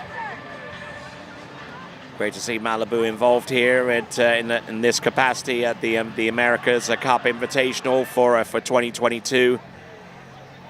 And there is the TXI Monsoon 6.0 litre, 360 horsepower, 400 foot-pounds of torque, and of course the official boat of the Malibu Open, which will be brought to you exclusively live on TWBC later on in the season. Yeah, and that's always a fun event there in Charleston. One of my old stomping grounds. I used to do some skiing and a little bit of coaching there back in the day, so it's always fun to get over to Charleston and do some skiing. That Trophy Lakes is a phenomenal ski Actually, place. this year the Malibu Open's going to be in Tuscaloosa. Oh, sorry, over at Lyman Lane. they have moved it. My bad. I am not up with the times. Malibu Open is in Tuscaloosa, Alabama now, so it's going to be at Lyman's. Yes, also indeed. had some time skiing there at Lyman's, and that's a great ski lake. So there we'll is going to be one scores pro there. event over at Trophy Lakes, and that's going to be in about 3 weeks' time, the Denali Pro over at Trophy Lakes. Yeah. I'd forgotten that they had changed names, but right now we've got Allie Garcia on the water. This is the Pro Women's Final. She has absolutely crushed it this season. She is sitting third in the Pro Water Ski Tour rankings. This is going to be a 32 off start. The sun is down. It's getting a little dark, so let's see what she's got as she comes in past number one. This is 32 off. Attacks number one and gets in good rhythm off number two. Doesn't seem to be affected by anything in that direction, least of all the sun, as it drops down below the horizon. And there she goes. That is Ali Garcia on his own. Yeah, the sun, not an issue anymore. So but what happens is now as the sun goes down and it gets darker, it feels like you're going faster. So these girls are used to skiing at 34 miles an hour, and they're not going to change the boat speed. But as it gets darker, they're going to start feeling like they're going to be going more like the 36-mile-an-hour boys. And, same thing with the boys. It's going to be really dark as we get our boys out here, as it's getting dark right now for our ladies. So as we take a look here, this is Allie Garcia on the replay. looking in very, very good shape for the opening pass. No worries there. And we've got Anna Gay coming up next, second out. And according to the rules in the head-to-head, it's going to be a runoff in the final if they tie. Yeah, I guess there's a runoff. Again, I would think with the head-to-head rules that you would pick to go first to have that, there should be some kind of advantage to picking your driver, but we'll have to see. Anna Gay coming in. This is 32 off. Good-looking gate there. Looking way more settled than she did on her first 32 off earlier against Regina. She's rounding 4, making good work of this opening pass here with Anna Gay. All right, seems to have settled herself down a little bit more this time around. That is Anna Gay running 32 off. Would ordinarily go in at 28 off most instances, but 32 off start doesn't seem to perturb her in any way, shape, or form. No, she's looked really strong out there today. She's got to be tired, Tony. She skied a ton already in the past couple days, so she's getting one more set and looking good there at the 32 off. You see she's bringing the handle a little bit into the inside hip when she makes the turn, and when she does that, that gets that ski to make that little hiccup or hitch, if you will, and we'll see it catch her as she gets to the shorter line length. She'll start generating more load from the boat, and it'll start slinging her into the other buoy. So we want to see her get that handle to the outside hip when she goes to finish the turn. So we just conferred with our officials, and if there is a tie, then it will be run off. It doesn't go to the other ruling, which would mean that the second skier would have to plain flat outright beat the first one in order to take the win. So if there is a tie, there would be runoff. Thank you. So here we go. Ali Garcia coming back in. This is 35 off. It's getting pretty dark out there. Going to be tough to see the buoys. They're getting the lights turned on, but they're going fast and having to go with short distances. You're seeing her. She's getting in trouble as she's getting to 5 here. Can she get out to 6? Oh, she does, but that was a little dicey there, Tony. Yeah, absolutely. But I tell you what, I mean, not the smoothest of techniques out there by any stretch of the imagination, but what she lacks in smoothness, she more than makes up with reaction and getting back into it under duress. Yeah, and you're seeing she's loading that gate a little early before the feet swing all the way under the line, and that's why you're getting the slack and the hit off of 1, but as a lefty over here, watch it at 2. See how she gets slack and gets the slow turn? That's all stemming from what she's doing at the gate turn, and now she's having to try to catch up while also running late. So, and then as we start trying to rush, you see us make even more mistakes. But if she would just wait just a fraction of a second longer while she turns into the gate before she loads up on the boat, she would fix and eliminate a lot of these problems there at that 35 off pass. All right, and waiting on Anna Gay to come back at 35 off. This is certainly a final that no one really expected or anticipated for. So I mean, each of these girls seem to be playing with house money right now. Yeah, no, exactly. I mean, Ali Garcia, with the season she's been having, I think she would have expected to be here. But Anna Gay, I think she was excited to make it. And then look at this 35 off, and she's looking a lot stronger and more comfortable in the dark. So we'll have to see coming into this 38. Ali Garcia was in some trouble there. Game Anna on. Gay looking a lot tougher and stronger on top of that 35 off pass. And there you see Russell, and there you see Jonathan Travers pacing in opposite directions. And Ali Garcia traveled with a number of skiers during her stint in Europe, and she was never too far away from Jonathan Travers and the rest of that team as they made their trek across Europe, starting with Spain and ending off in England about 5 weeks later. And just look at Anna Gay, for her part, able to match up against Ali Garcia very, very well indeed. you'll see Anna Gay really doing good work with keeping her hands in, going into the buoys, and she's got good line control. So that's what kept her on top of that pass and never let her get late.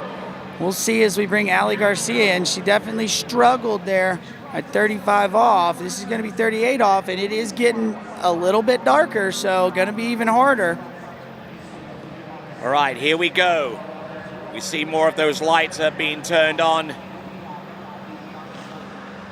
Now the sun is completely disappeared. Now it starts to get a little bit darker, a little bit more difficult to stay on course with the pass. It's round number 3, round number 4. She skis for the wake after number 4.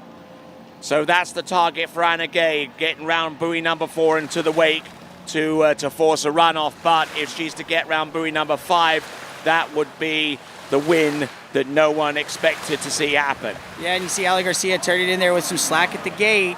So not going to turn in with, she's going to turn with slack at 1 and then get a late pull to 2, and then watch here. She gets a pretty good turn, but then the boat pulls her out and starts dragging her down the course. It's, again, all from that gate of not having control of the speed and then turning in really heavy. So I kind of knew she was going down course. I was knowing she was going to need a big turn there at 3 or 4, and she just never could get it. So the lights are turned on here as you see the lights on the water. But back to kind of what you were saying there with Anna, Tony, to get to 4 for a runoff, I'd say right now with where she's skiing and playing with the house money, like you said, I'd say she's just going to turn and burn. If she gets the 4 ball, she's going to turn it, look for 5. If she gets there, great. And if she doesn't, she's still in this final, which is where I'd say she probably never thought she was going to be here. So 38 off. This is Anna Gay. No point in being timid at this stage of the game. You might as well go for it. Needs more than 4 if she wants to take the win outright. Gets a pretty slow 1, but looking good at 2. Gets a big turn at 2. Can she get to 3? All right, come on, Anna, get outside of 4. Oh, it's inside 4. Right inside of 4. So that's going to mean Ali Garcia is going to be your America's Cup champion. Wow, what a great event if that was between Ali Garcia and Anna Gay. I mean, she got the start that she needed, just rolled in, worked her way subtly towards number 1, and got that tug off number 1, which brought her down course, and she was in a fight here. Watch her off a 3 ball though.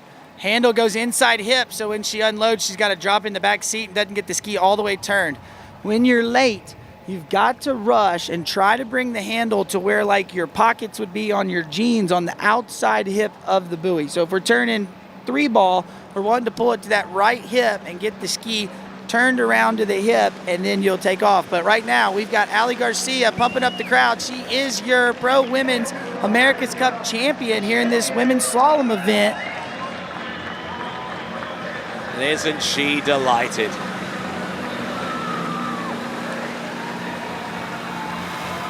And after spending over a month in Europe, going from one event to the next, starting in Spain and ending off in the United Kingdom, it is her first pro win. Yeah, that's a huge accomplishment. That means tonight will be pretty fun there for Ali. First pro win. She'd been pretty close. Got a second in Spain over in at Botas Pro-Am, but now finally getting her first pro win here at the America's Cup. That's a big accomplishment there for the young up-and-coming skier who's been on a tear this season. She is 3rd on your Pro Water Ski Tour standings. Let's check in with Wade. Hey guys, that's got to be one of the biggest smiles I've seen all summer. So we've seen you on podium after podium. So to finally be on the top step, how does it feel? It feels amazing, and to do it here, Goode's a title sponsor, and they've done so much to support me since I was like 10 years old. I can't put it into words. I'm so excited. Well, kind of bummer that your mommy and daddy aren't here, but we're going to send a big hug to them, right? No, I'm sure they're blowing up my phone right now, and it's just a good day. It's a good day on the water. So awesome. We're going to see her on the top step of the podium in a few. Back to you guys. All right then, congratulations there to Ali Garcia, and we're going to see the men next right after these.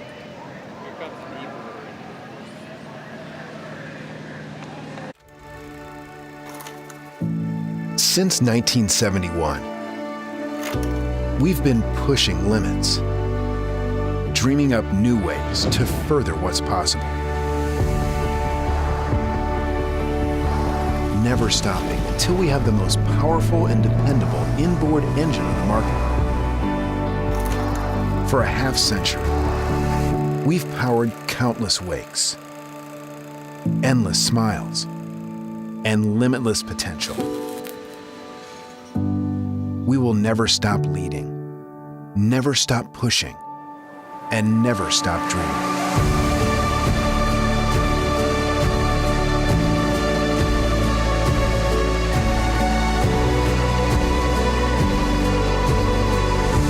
Indmar Marine Engines, pushing forward for the next 50 years and counting. All right then, good to have the pleasure of your company. We're done with the tricks event and the women's slalom, which saw a surprise and the famous win there, courtesy of Ali Garcia over Anna Gay. And that was a slalom event for the ages. Yeah, that was definitely a surprise. That was a big deal, a huge accomplishment for Ali Garcia. Been needing that win, but we'll take a break and go to Wade's world. Absolutely, let's go there now. Hey, so here with Nate Smith, who won on the other lake, the U.S. Men's National Gold Medal. Gonna do a little night skiing though now, huh? Yeah, I mean, it's in the dark here. There's not lights down there, so it's kind of a little bit, I don't know, a reminder of 4 years ago when we did this. It got dark on us, and Ryan Canepa took that win that year. So this is more of a head-to-head format, so it's a little more fair between all of us, I think, but we'll see how it goes. And it is getting dark in a hurry. Back to you guys. All right, working away towards the slalom event. That's going to feature a couple of pairings in the semi-final. Terry Winter against Nate Smith, and Jonathan Travers versus Cale Burdick. And I tell you what, we've got a lot of great skiing to come with the slalom, and we've also got the jump event taking place as well, whilst we see a kneeboard demo along the shoreline here at the America's Cup. And we go back to Wade.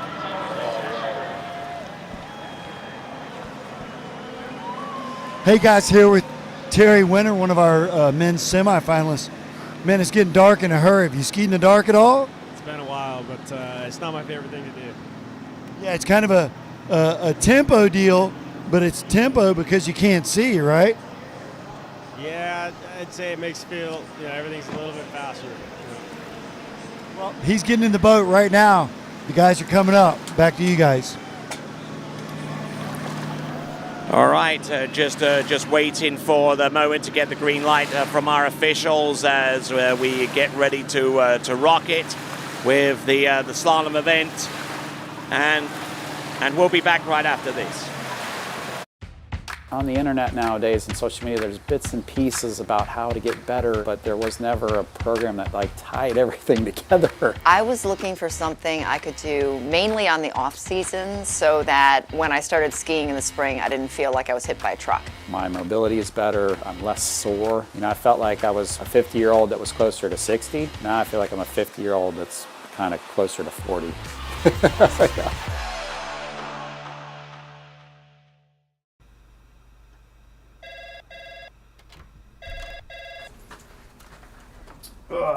Morning, Brian.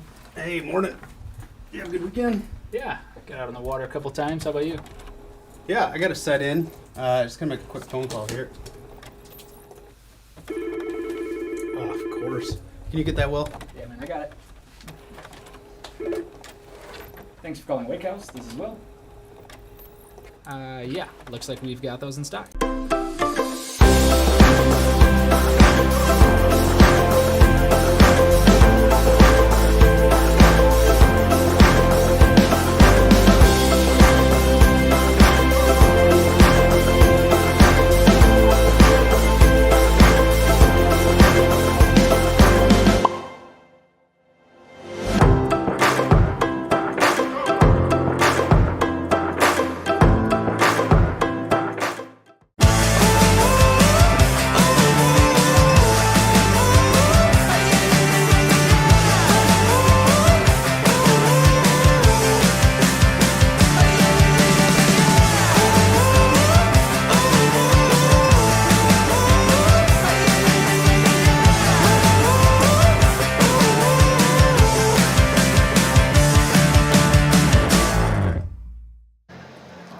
All right, then welcome back to the America's Cup Invitational. My name's Tony Lightfoot. He is Zane Nicholson, and we're going to go straight over to Wade's World for his interview with Cale Burdick.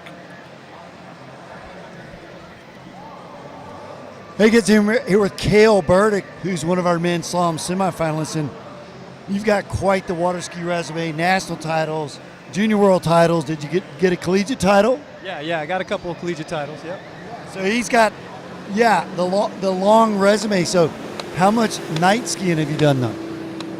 Well, I did some night skiing here about 5 years ago, the inaugural America's Cup.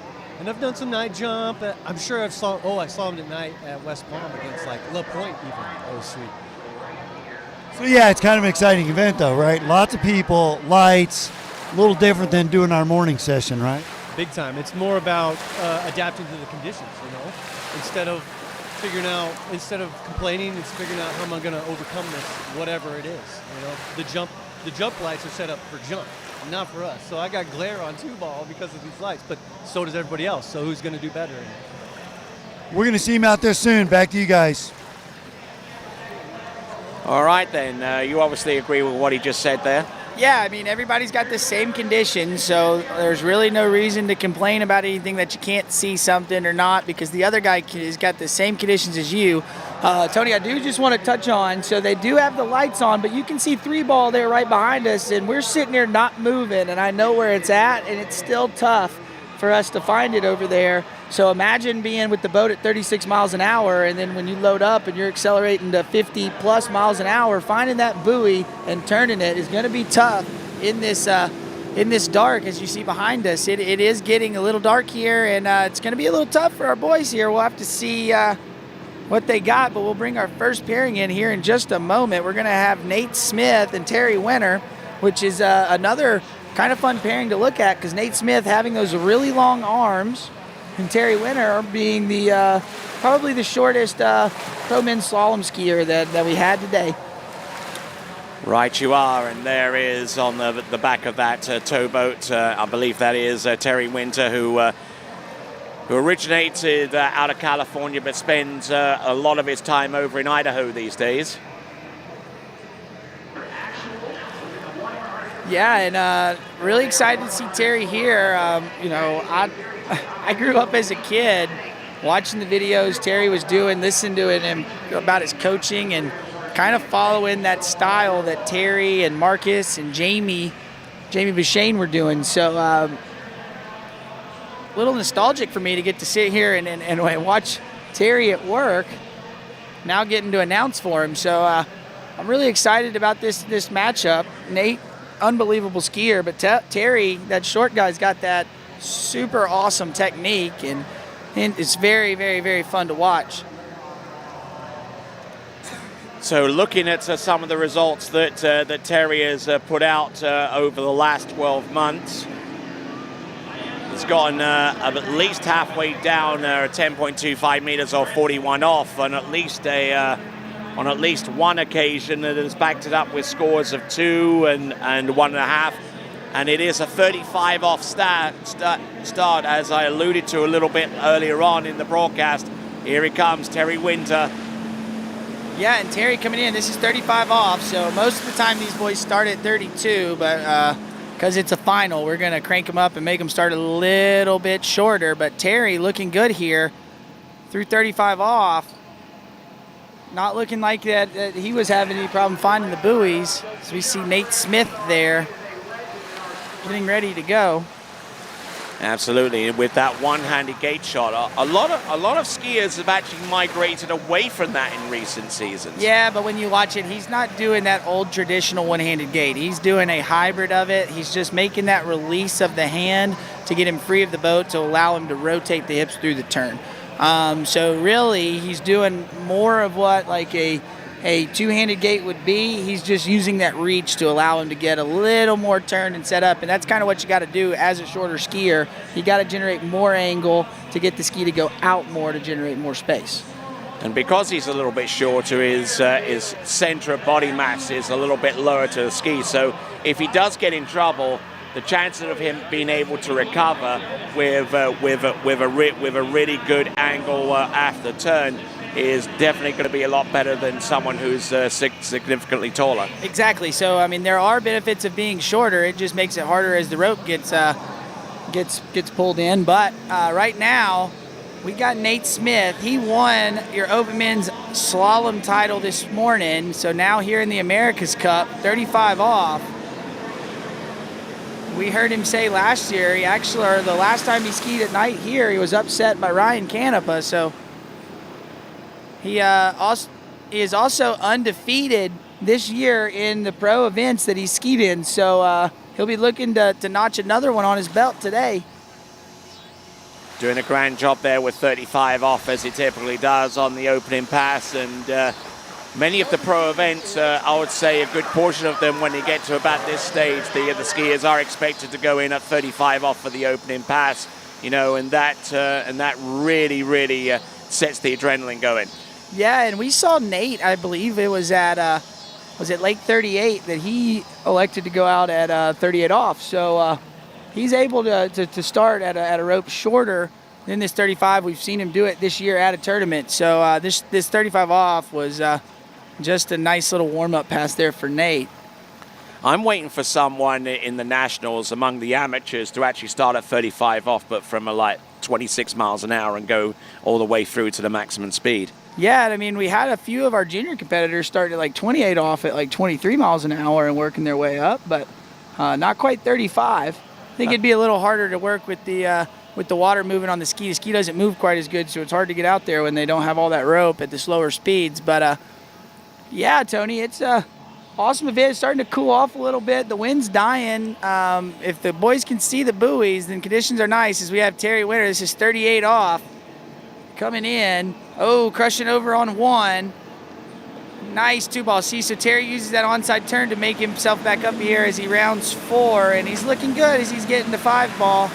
And he's going to have this pass in the bag there. That's 38 off for Terry Winter. And the way he uses his knees into the turn and affects the angle at on the backside is just absolutely sublime to watch. Yeah, you see him, he moves that center of gravity. He moves those hips, kind of drives him into the turn, and that gets the front of the ski to really dive in. You see how he rotates the hips there at the gate before he loads up, and then boom, he dives on it. He did kind of crush over at 1, so he lost the line a little bit, but here at 2, keeps it tight, rocks in, gets the handle where he needs to go, so he'll accelerate out of the buoy. Like we were talking about a little bit earlier, he's not bringing it to that inside hip, it's going to the outside hip, so the ski's turn and it's going to take off. So great looking 38 there for Terry Winter. And he's not pushing against his feet or his knees as he makes the end of the turn and goes behind the boat. He's actually compressing the ski up a little bit towards the body, so the ski has a better chance to actually generate angle and complete it into the turn. Yeah, as he's like coming into the turn, he's going to move his hips off of the ski and compress on the front foot, get some ankle flexion to drive the nose in through the turn, and get that cranking turn. So a little bit different style than what you're going to see here out of Nate. But here comes Nate Smith. This is 38 off, Tony. But here comes Nate Smith. Yeah, and Nate looking really good here off at 3 ball. Textbook Nate 38 off, just a walk in the park as we see him cruising through that 38 off. Take a look here at the replay, and we'll see a little bit different how his technique is different from Terry's as we show the replay here in just a moment. Yeah, we'll take a look at that. Tends to ski a little bit more flat-footed, I think. Yeah, he keeps the ski more up under him. He's got really long arms, but as you keep the ski up under you, it's easier to move off of it. But you have to really keep the rope tight for that style to work. But if you look at him, see, he takes the line out with him, moves, and brings the handle. He doesn't really move the hips. He skis back to the handle and brings that handle to that outside hip, which is causing the hips to rotate. And he's getting that pressure to the ski, and then that's why he is one of your lightest skiers. In the pro event right now, is because he moves the ski and gets pressure to it, so he doesn't have to pull. The boat just kind of pushes him there. So good looking 38 off there for Nate Smith. And Nate Smith, who when he's not skiing continues to work on his instrument rating. He is a He has a private pilot's license, working on that aspect of his flying, and wants to one day become an aviation instructor. Yeah, I think he's got his pilot license, or he's just now he's got to do some instructing to get some hours, and then he's going to be a commercial pilot. But right now, Terry Winter, this is 39 off. So Terry getting a little slow out of 1 and 2 and generating some speed, having to make the S-turn there at 3. So that's going to leave the door open here for Nate. But as we've been touching on, it's hard to see those buoys. So we'll see if Nate can get a better view at the first couple buoys and make it out past 4 to move on in this head-to-head semifinal. And I mean, and that I feel on that turn into buoy number 1, he seemed to be a little bit overextended, and his hips kind of got a little bit behind him into buoy number 1. Yeah, what happened was he rolled his shoulders up as he came into the edge change, and then hopped off the handle really early, which is what happens is when you're going too fast. That's what we do as skiers, to slow down. But then what happens is the ski doesn't keep moving out, and he comes up, he ends up coming up short, so he's kind of waiting and stretching out to make just a little more room to get the ski around, and then it messes up the backside of the turn. So that's kind of what you saw happen there to Terry. But we'll look as we bring Nate Smith in. This is going to be 39 off. Got to get a piece of 4 ball. All right then, and we're waiting for Nate Smith to come back into the course. I'm not too sure whether there was an obstacle in the course at this time, but let's see what we've got. Setting himself up, he's got to get a piece of 4 to advance. Yeah, so we're gonna see him. He's gonna get a good gate, try to get a nice, good, easy 1 to set him up on top of it so he can make it to that 4 ball. It is dark out there, so he's a little hot at the gate when he turned in. Hops off the handle a little early into 1, but looking good. Nice 2 ball, and Nate's gonna get over to 4, and he takes the win again. That's the 9th time that he has won when skiing against somebody. So Nate Smith, he's on fire this year. And watching on the dock side is the women's champion, and maybe an opponent coming up in the final for Nate Smith. Gets the good hook up off buoy number 1, nice extension on number 2. And I mean, this technique continues to redefine slalom skiing going forward. He just has an ease of motion, and he just doesn't seem to be under pressure too much. Yeah, Tony, I mean, so Allie had been skiing with him quite a bit in the spring, and so I got to go down and kind of ski with him, and I was really picking his brain, just kind of trying to see what he was saying. And the one thing that he kept repeating was, it's just another pass. And so the more and more I thought about it, I'm like, well, you're right, because you don't want to change anything. Like it's not that you have to change something to run 32 or 35. The intensity just has to pick up, but you need to do everything else consistently. So, and that's what Nate does. He just goes out, it's just another pass, and he goes and does what he knows how to do. All right then, for 41 off or 10.25 meters, it's going to be Nate Smith. We've just seen Terry Winter just ski back into the shore. He is eliminated at this stage of the game with his score of 3 at 39.5 off. 41 off for 10.25 meters. Surprising to find out that during the U.S. National Open Men's Slalom Competition that 41 off had not been run. Yeah, until today. Yeah, we're all so used to Nate running 41, but we kind of take for granted that that's pretty hard to do, and he had not done it yet at the U.S. Nationals, but did it earlier today. Let's see if he can do it in the dark. That would be quite impressive. Oh, look at the 1 ball there. That's pretty good. Oh, and going down around 2.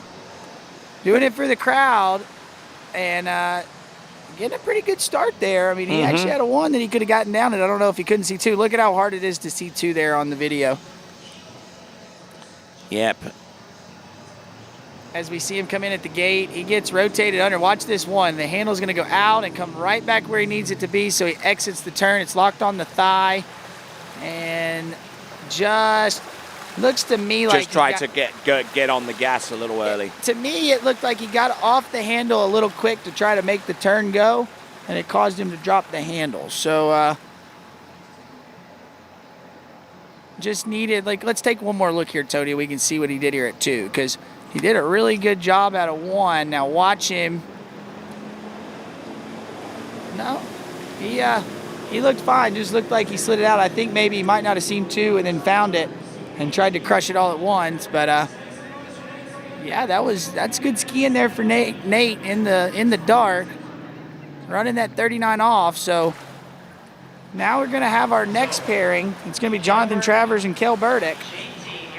Right, you are.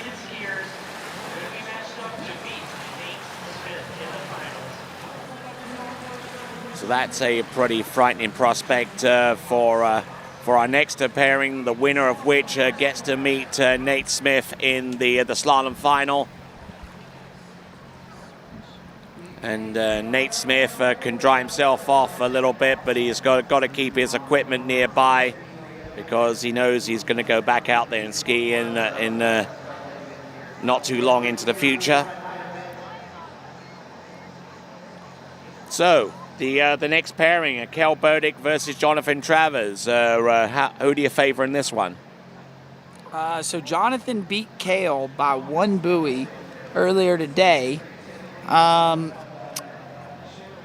I'll be honest, I like JT, but for some odd reason, the way Kel was talking in his interview about everybody's got the same conditions, I feel like his head may be more into it today, and he's ready to just go out there and scrap and get as many buoys as he can. As you see, it is just about dark out here at Mystic Lakes here, but we are still pulling slalom, and this is JT. He's going first, so this will be 35 off. Way darker than it was when we started the 35 off with Terry and Nate. And it is a lot darker out here in reality than what is shown on the picture there. It looks like semi-dark on the screen, but it is completely pitch black right here, save for the lights. And as JT gets round number 5 and round number 6, let's check in with Wade.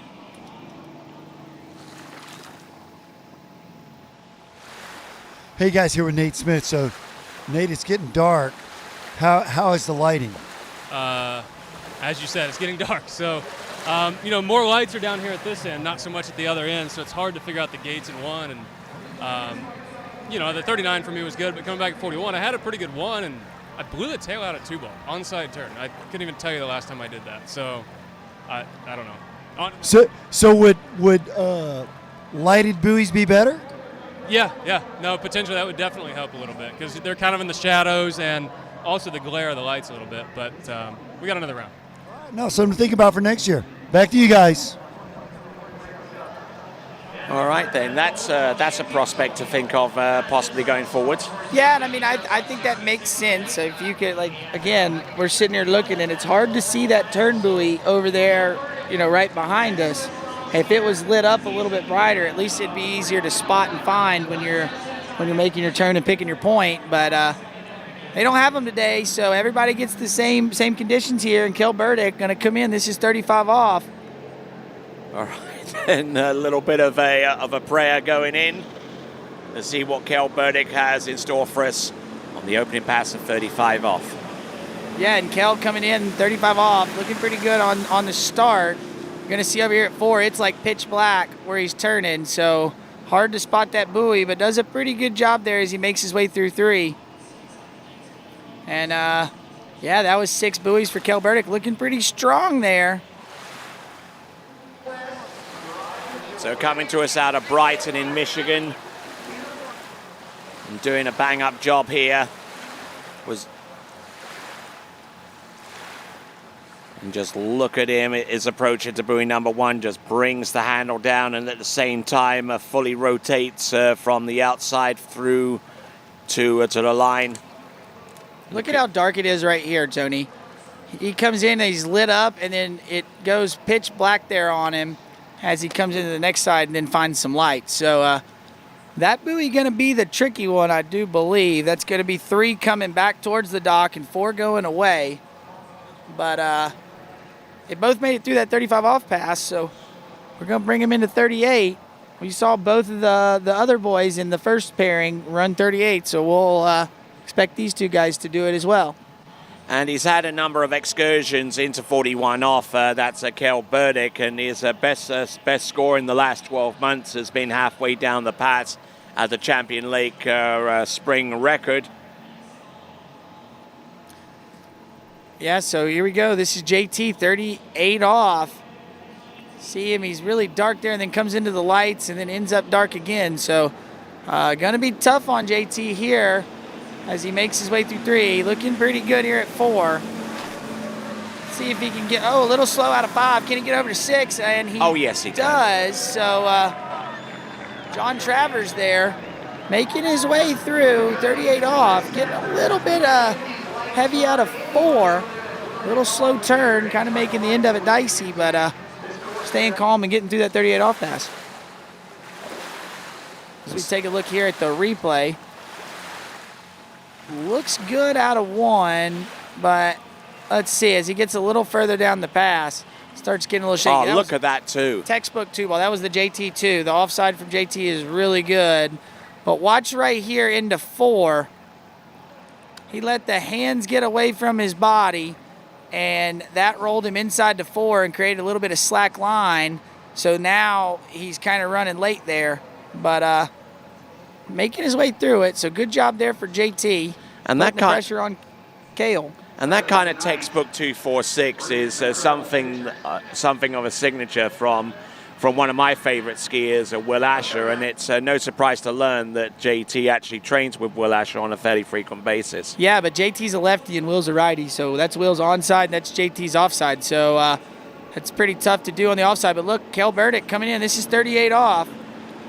Cale looking pretty good here as he's making his way to 4. Checks up just a touch. Little slow turn out of 5. Can he get to 6? He waves to the crowd. What a showman. And there you go, 38 off.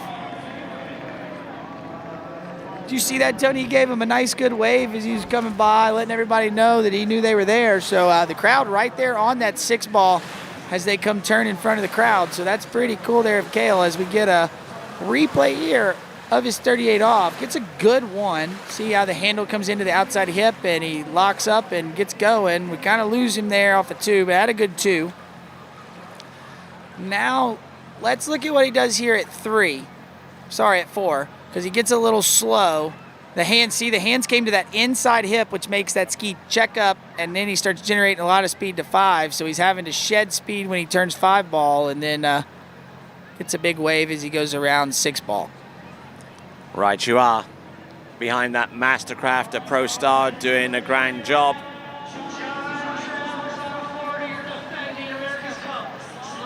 Here we go. This is Jonathan Travers, who comes to us out of Groveland in Florida. He's won Masters. He's won World Championships at U21 level. Let's see what he can do here. Did you see him rock to the back of the ski there at the gate? So boom, that's going to get him at 1 ball. Really get him at 2 because he's a lefty. Now he's just down course and not going to be happy with that one. Tony, that stems from the gate. As we look at the replay, as soon as he gets to the top of the gate, he starts moving way to the back of the ski. And when he turns, he never moves back up over the front. So he's heavy there as he loads up. And then now watch him he loses the line there into 1. That's slack. And then because he's a lefty, you're really going to see it here at 2. It really catches him right there. He created way more slack. And now he's running way behind. Can't really see that buoy. He tries to crank it and goes down around 3. So Cale Burdick's got to get a full 3 here at 39 if he wants to take the lead and challenge Nate Smith, who's his good buddy. So we'll see if he can get in, and then they can have a tale of the friends here in the final. Right, and this stage of the competition, the second skier has to beat the first. Yeah, so if we get a tie, benefit of the doubt is going to go to the first skier. So if Cale Burdick blows the tail around 3 ball here at 39, that means JT is going to get the benefit of the doubt, and he will be in the final against Nate. As Nate watches on to see who his potential opponent will be. All right, Cale coming in. That's 1 at 39. A little slow turn. Can he get to 2? He does, but he's got to stand up here at 3. And that's what he does, hits the S turn, and There you go. You're going to have a final of two guys that were that grew up as good friends, now going to be competing in this final event. An all-Midwest final. Oh, yeah, that is an all-Midwest final. You are right. So I bet Nate's excited. They probably grew up competing against each other all throughout their junior days, and probably have done this a bunch in practice. So now going to get to do it on the pro level at the America's Cup. And the last time that they competed against each other was in the spring record over in McCordsville in Indiana, the Champion Lake spring record that Nate won with a score of 1 at 9.75, whilst Cale Burdick was in second place with halfway down 10.25 meters. So there's some recent history. Yeah, no, it sure is. So we'll take a quick commercial break, and we'll be right back after this. What if I told you there was a place where the sounds of nature are only broken by the roar of a boat? A place where that summer feeling lasts all year long. A place where the Florida sun is only outshined by the smiles of the skiers. A place where first-time skiers can ski alongside world champions, and the world-class coaches work with all levels of skiers. What if I told you there was a place where life slows down and your only job is to make lifelong memories? That place is Swiss Water Ski Resort. Book your trip at SwissWaterSkiResort.com.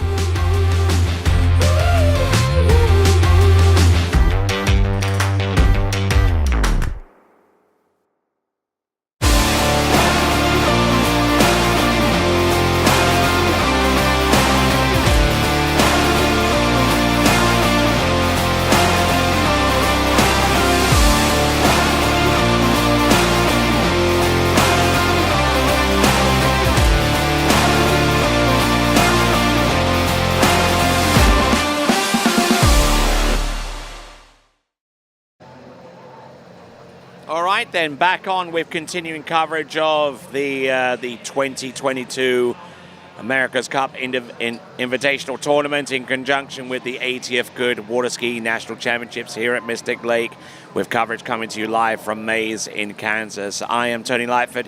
He is Zane Nicholson, and we've witnessed some surprises so far. And let's check in with Wade.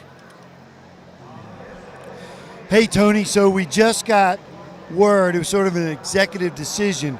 Both skiers have agreed to ski at 35.5 miles an hour, so they've slowed it down a half a mile an hour, and that's because the lighting isn't as good as we would like, and certainly safety becomes the main issue here. So hey, it's still going to be a great final. Two of the Midwest guys skiing against each other, childhood friends, and one of them is going to take away the America's Cup title for the first time ever, so still going to be fun. Back to you guys. Hard to imagine that both of them would agree to essentially ski at a soft 36 miles an hour. Yeah, but I mean, it is like, so they've got it lit up for the night jump, so it's like bright down there where the crowd is, but as they come by past us to the end of the lake, they don't have as many lights set up, so it is a little scary when you load up on the slalom ski and you can't really see if you ever close your eyes going behind the boat. But they're going to start at 38 off here. So this is going to be 35.5 miles an hour. A little bit slower than they normally do, but that's still pretty fast here in the dark. As Cale getting deep out of two ball, almost losing the handle, as it is basically pitch black out there if they don't have the light. And there we go. Cale running 38 off. Getting a little shaky there at the start, Tony, but he sat in the back seat and really made it up there. Yeah, as you can see, they cannot see anything. Like, I mean, they're black when they don't have the light directly on them, Tony. So it's hard. And it's a good thing that we have zero off in each of the tow boats. They've now been switched on to training mode, and the boat speed reduced by half a mile an hour to kind of equate each other with a softer pull. Yeah, no, and that's slower. That little bit of slower speed. I mean, like they generate a ton when they load up off the buoy, so that's going to knock it down, 5 or 6 miles an hour, and that's a lot here in the dark. So. All right, we have got on the water right now. This is Nate Smith.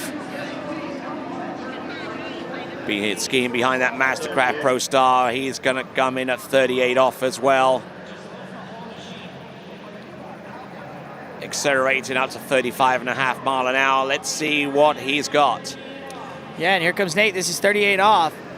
So we've seen Nate start at 38 off before this season. Let's see if he can do it. He is undefeated this year, 9 times. He has not been beaten. Let's see if he can make it 10 as he's rolling into 38. Not having a bobble at 2 like Cale, but it is dark right there. Can't even see Nate when he turns 4. As he makes his way around 6 and out the gate. So we've got a little fight on our hands. Absolutely, you are right, right on the money there with Nate Smith getting through with the opening pass at 38 off. The line, the handle comes up short of the buoy by a few inches with each successive turn right off the bat. Yeah, and you see him. He brings that handle in right there to that outside hip, and then he locks it. So as he gets out of the turn, it doesn't connect up very good. So or he connects up really good and he exits really well.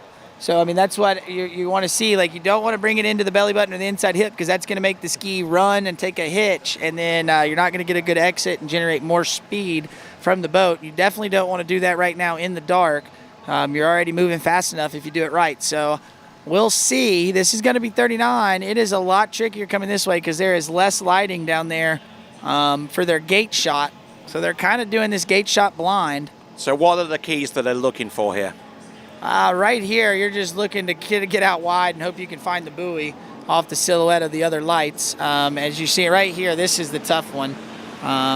Looks like maybe they got a light turn to him. He gets a big 5. Can he get to 6? Come on, Kel. Oh, and he gives the wave at 39 off. Showman right there. And there you go.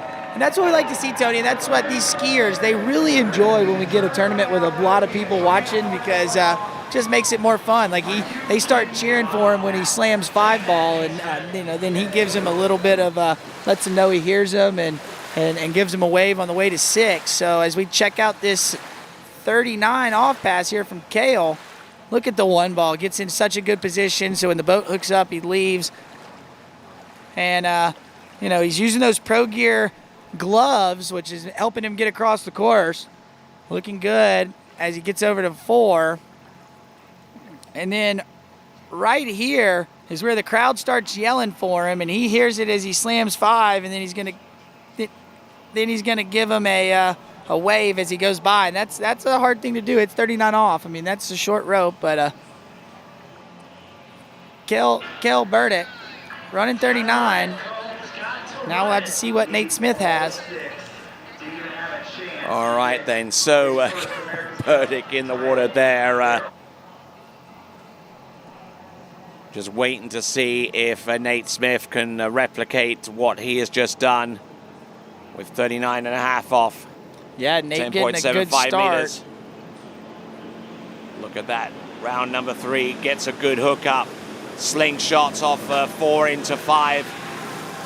And is all over the place there. Fantastic effort there from 5 into 6. Yeah, nice skiing there from Nate. But I'll be honest, Tony, I think the crowd is rooting for Cale because they were cheering him on as he come out of 4 going to 5. And we didn't get nearly the roar that we did there for Nate. But Nate was looking really good here on this opening pass. Looking to keep that streak up of being undefeated. He has not been beaten 9 times this year. So we'll have to see if he can make it 10. Cale Burdick is giving him a run for his money right now. The crowd favorite. But we see this replay of Nate coming in. This is 39 off. See him, he brought the handle there to that inside hip, so you see that little check up there out of 3. It's all about where the handle comes in at the finish of the turn. But then there, see, he brings it in there off the inside hip, and you see the ski really check, but he's trying to check his speed there at 6 ball to slow down. So one of those great rivalries is starting to come to fruition. Cale Burdick versus Nate Smith. Let's see what Cale Burdick can do at 41 off, 10.25 meters. Nicely done off buoy number 1. He's good to go round number 2. Does he get outside number 3? Doesn't even attempt to make a play on it, but 2 buoys at 41 off in pitch black darkness.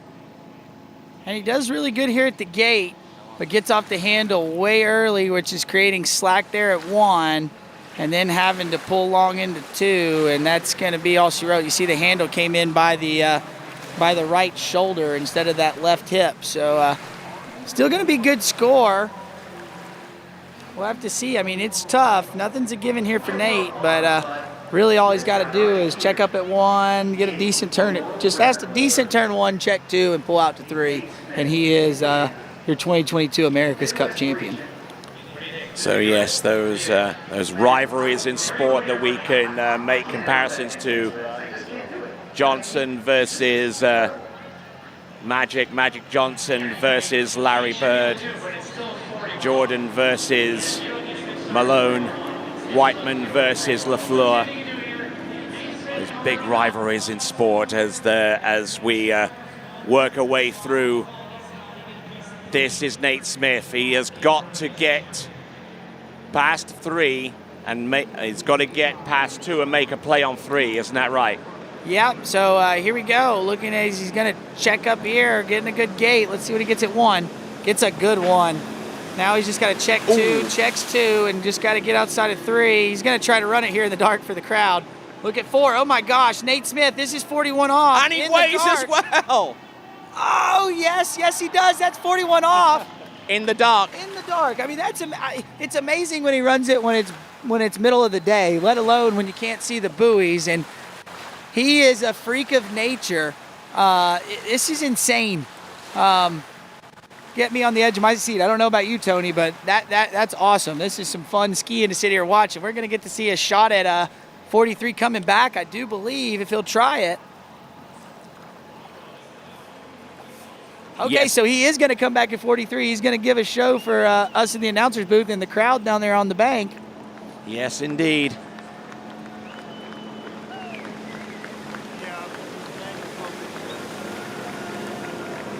As we have Kel Burdick coming down the lake, getting a big cheer from the crowd.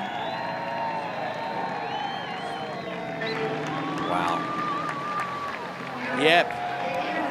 This is the pairing that they all wanted to see, a Burdick versus Smith. Yeah, that was a fun pairing, and it's really cool to hear the crowd get into it, Tony. They're cheering him on. You can see Kel thanking the crowd because that had to have been so much fun. There's his lovely wife coming to get him out of the water. So great skiing to Kel, making it, getting second place here at America's Cup, but. We will wait for a minute, and we will see what Nate can do. At 9.75 meters. Don't forget the boat speed has been reduced from 36 to 35, so he might actually have a halfway decent chance of getting some buoys on this one. Yeah, but he also has to see 1 ball, Tony. That's the tough one. It's finding the gates in 1 ball. That kind of helps. And he sees it, so he turns it. Can he get outside of 2? Throws the ski, makes the S-turn. I don't know if he got all the way back before the boat got, but... Looks like 1.5 from here. 1.5, and there you go. I mean, that's impressive, Tony, in the dark. We get to see a score at 1.5 at 43 off, so amazing skiing there from Nate Smith here in the dark. And he's still undefeated. That's 10 times on the year. I mean, he's on fire.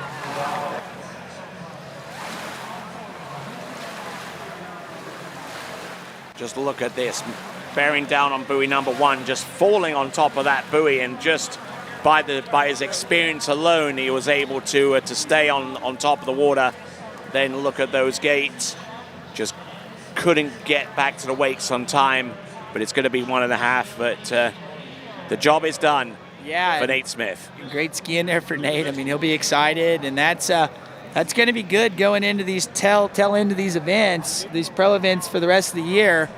10 times undefeated. Should have a little bit of confidence to him when he goes and hits these events. So great skiing there for Nate Smith. It's very impressive. You good? as we go down to Hey guys, Wade. here with Nate. As you catch your breath, sort of this atmosphere is super cool, right? Like we should maybe have this for more events. Yeah, no, this is awesome. When you look down the shore here, and you can hear the crowd screaming. Like when Kale ran 39, I'm sitting down there, and you can just hear them screaming. It's just pretty cool to see that, and also to ski against Kale. Like we grew up on the same lake together. We've been best friends forever, and it's really cool to ski with him. So this is super cool. Obviously, you heard earlier, childhood friends. They grew up on the same lake, and so for them to share gold, silver, super neat. Oh man, I didn't hear anything you said. It's so loud out here. It's a blast. We're having so much fun. No, well that's it. We're gonna let them go have fun. We're gonna take a short break. Ladies jump coming up next. Hey, congrats, guys.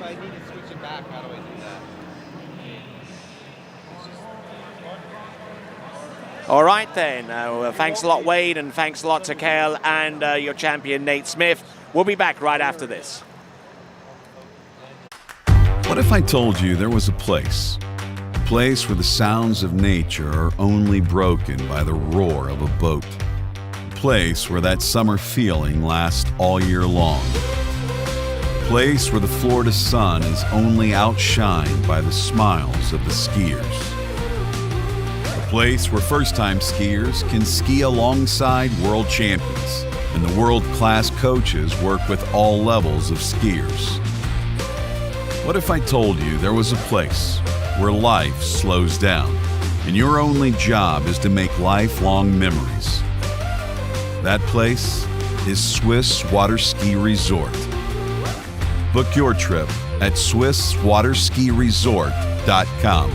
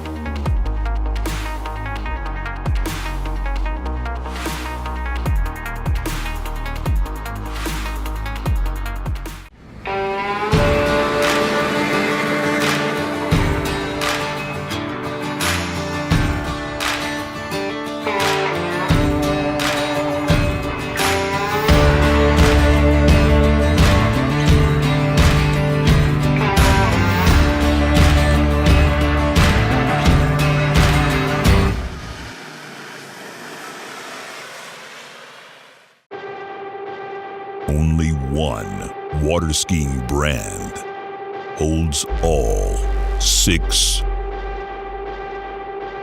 world records.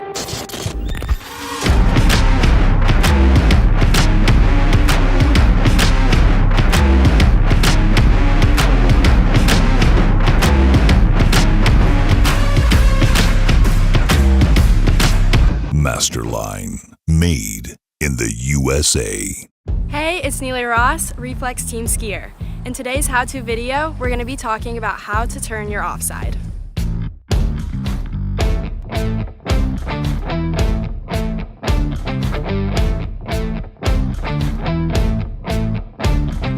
The offside for left-footed skiers are balls 2, 4, and 6.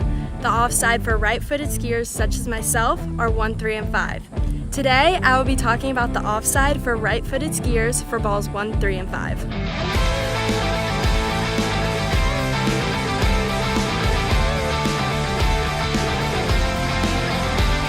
Our first major step for a good offside is the approach into the buoy. We want to think about our left hip staying connected with the handle and not dropping back. We also want to think about our shoulders and body facing slightly outward. Our second step, we want to focus on our left hand being low, straight, and with full connection to the boat to allow for full control. Our last step is the reconnection point. I want you to think about your left hip moving up and through the buoy line so then you can reconnect into a strong position.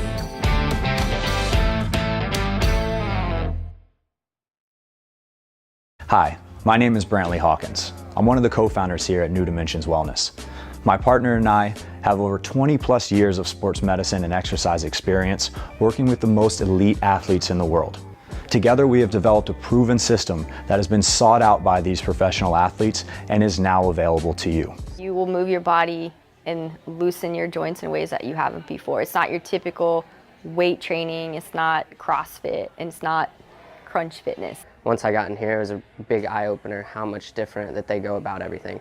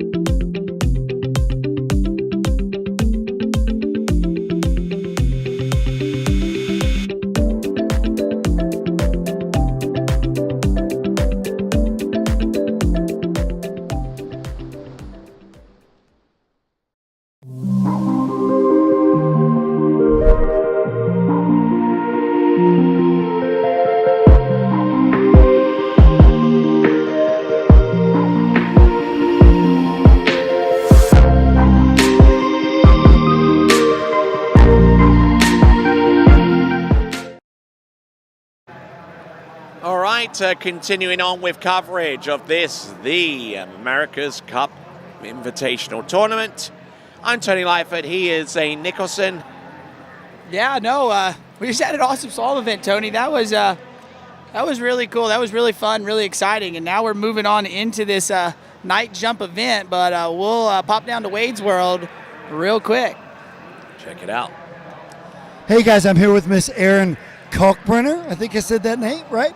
And she is a native of Mystic Lakes. Kind of cool to ski in a pro final on your home lake, right? Yeah, it's awesome. It's nice to have a little home side advantage, although at this point in time, I think there's so much chaos and craziness that the site has just transformed into just a beautiful, just insane night event. And obviously we don't normally ski at night here, except for a few honorary neighbors. Well, I was just going to say, yeah, it switches it up when you're out here Thursday night, 10 o'clock, right? Yeah, exactly. And it's a little, interesting. Our club has really come together and helped put this event on, and we've had amazing volunteers, and yeah, the whole Nationals and America's Cup has just been, phenomenal. Awesome. Thanks so much, Mystic Lake, for what you guys have done. You're going to see one of your finest out next. Back to you guys. All right, so the field of our women's jumpers will start off with Alyssa Drake, as she'll be out in the water first, followed by Mariah Fields, who's on a bit of a comeback tear with a jump of 126 feet a little bit earlier on in the competition. Erin Kalkbrenner, who jumped into 130 feet, and Lauren Morgan, our leader in the Open Women's competition, and winning that title during the daytime. Yeah, and Lauren going to be your favorite. here in this jump event. So I expect her to kick a big one. The crowd has been loud for slalom, so I bet it'll be even louder here as we start bringing these jumpers over that ramp. It's going to be pitch black until they come in to the ramp, which is going to be lit up like a Christmas tree. And they're going to be launching upwards of 150, 160 feet here in this women's event. And to join in on our live chat conversation, it's on the right-hand side of the webcast player on our YouTube channel. Go to the YouTube channel and click on the subscribe button, and you'll also be informed as to when our next event goes live when you hit the bell icon. If you fancy relocating to South Florida, specifically Palm Bay, check out Pantalago.com. Pantalago.com. Why not check out Swiss Water Ski Resort as well? Book your trip now by going to SwissWaterSkiResort.com. Open women's jump, first competitor out. Coming to us out of Oconomowoc in Wisconsin, it is Alyssa Drake. Yeah, and Alyssa Drake, one of these young skiers coming up in this pro jump event, getting ready to go to college. Going to be a freshman at Florida Southern College down there in Lakeland. That's where I graduated from college at. So she's going to be a part of that water moccasin team down there. We'll have to see as we bring her down, kind of see how bright it is right there in front of the ramp. But then watch as we make our way down the lake, it's gonna start getting darker and darker. So these skiers will be turning in the dark a little bit. All right, so she jumped 125 feet during the daytime. Let's see if she'll be able to replicate that during the night.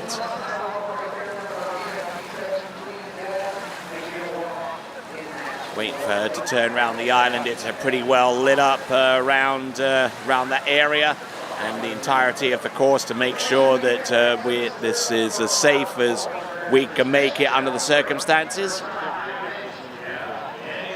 Jump number one. All right, let's see what she does. I bet you this is probably the first time Alyssa Drake has ever done this. So gonna pull out wide for this double cut. See where she turns around. There's the 7. Turning way in front of the 6. If she's not going to get very wide up on the boat, and now she's going to feel how that quickness plays out into the jump. Oh, look at that, though.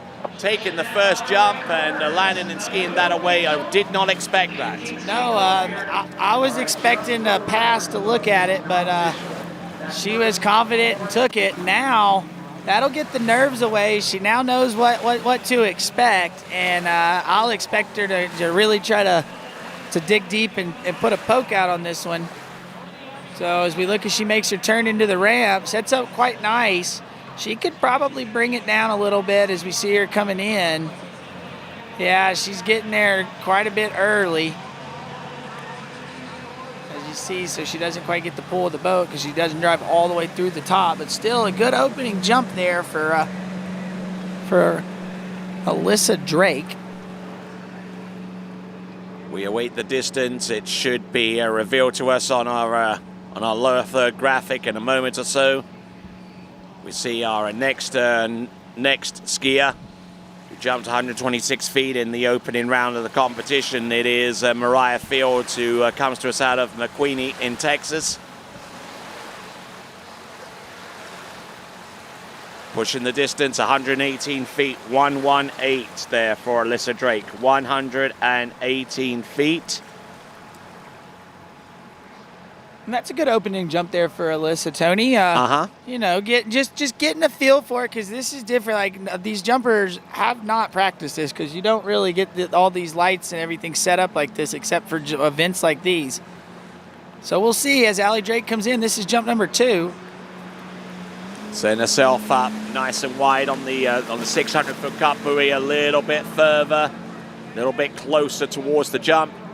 Here she comes, jump number 2.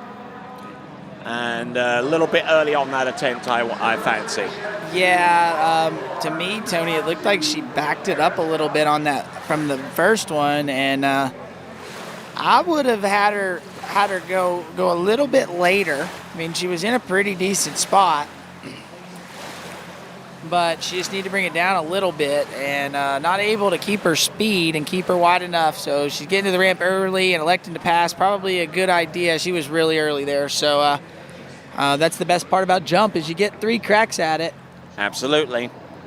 118 on the first pass, on the second, and it's always, well, it's a little bit this way during modern jumping. I mean, back in the day when I used to jump and jump on 73-inch jump skis, it's basically turn and burn, and you just basically just bring the skis around as hard as you can, hold on to as much as you can, and hopefully you're in decent enough shape to kick it. Now it's a balancing act between having enough water speed to turn those long jump skis and have enough tension to do all that under control. Yeah, and I mean, and you also have to be strong too. So not to take, like when you were turn and burning on the shorter skis, you know, they would turn and burn and hold on, but you had to back it up because if the boat pulled you up, you needed to be able to kind of set yourself and go. Where these longer skis, it allows these skiers to bring it way down the lake and you know, challenge these limits and push it. So Alyssa Drake here, this is going to be jump number 3. I expect her to bring it down. So she's going to be closer to that red buoy, the 600.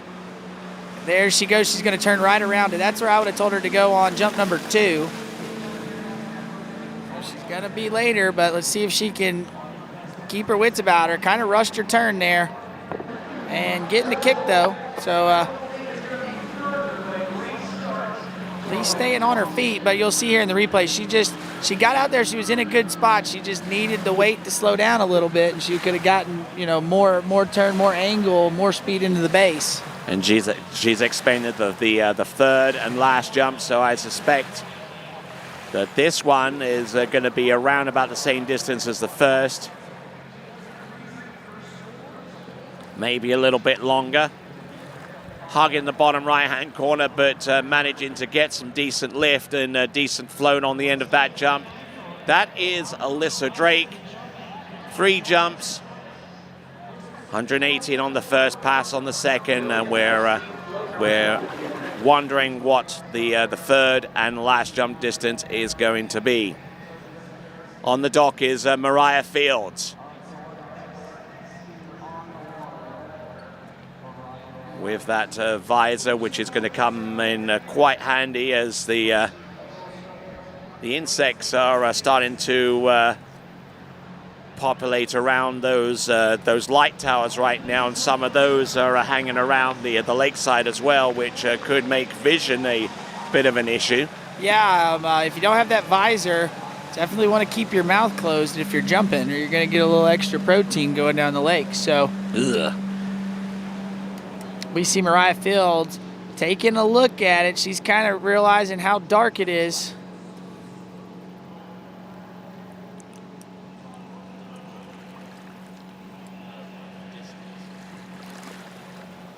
So we take one more look here at Alyssa Drake's last jump before we bring Mariah Fields in. You'll see she's got slack here and rushes that turn. So not getting all her turn out of it and getting there late, but that was because she rushed the turn. If she had waited and turned, actually probably would have been in a much better spot to get a better kick. But that was jump number 3 for Alyssa Drake. All right, 36.2 meters, the last jump. It's 119 feet, and that is the target for Mariah Fields to shoot after. Here we go. Taking a 3/4 cut here, Tony, not doing the double. Yep, sensible approach here.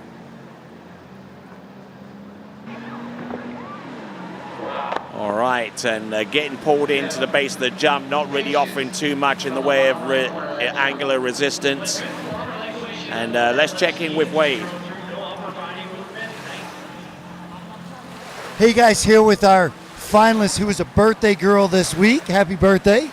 So your first night jump final, you survived. How was it? I'm honestly just like really honored to even be competing with these people because I've looked up to them my whole life, and it's so exciting and fun. You're a Midwest regional skier, and this is at the National Championship, so that's quite cool representing your region, right? Yes, very fun. I love the Midwest. We're going to get back to you guys because we got more jumps coming up. Can't wait. All right, that was a wait there with Alyssa Drake out of Economowoc, Wisconsin, and Mariah Fields out of McQueeney, Texas. That first jump should be, well, I was expecting that one to be a little bit longer, but maybe a reflection of the caution that she was displaying on that opening salvo there, Zane. Yeah, she took a really easy two-handed three-quarter cut there, so working into the bottom and getting a little speed, but definitely going to need quite a bit more if she's going to want to take the lead and then push it out for our last two jumpers, Erin Kalkbrenner and Lauren Morgan. All right, let's see what she has. She should know by now that she is about 13 feet off the pace.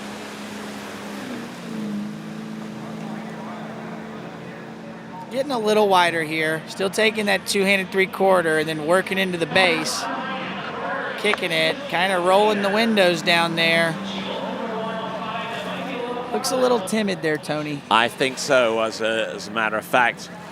She could take this jump a little bit earlier if she wanted to, as long as she got a little bit more in terms of edge and push. And there we see our ramp view.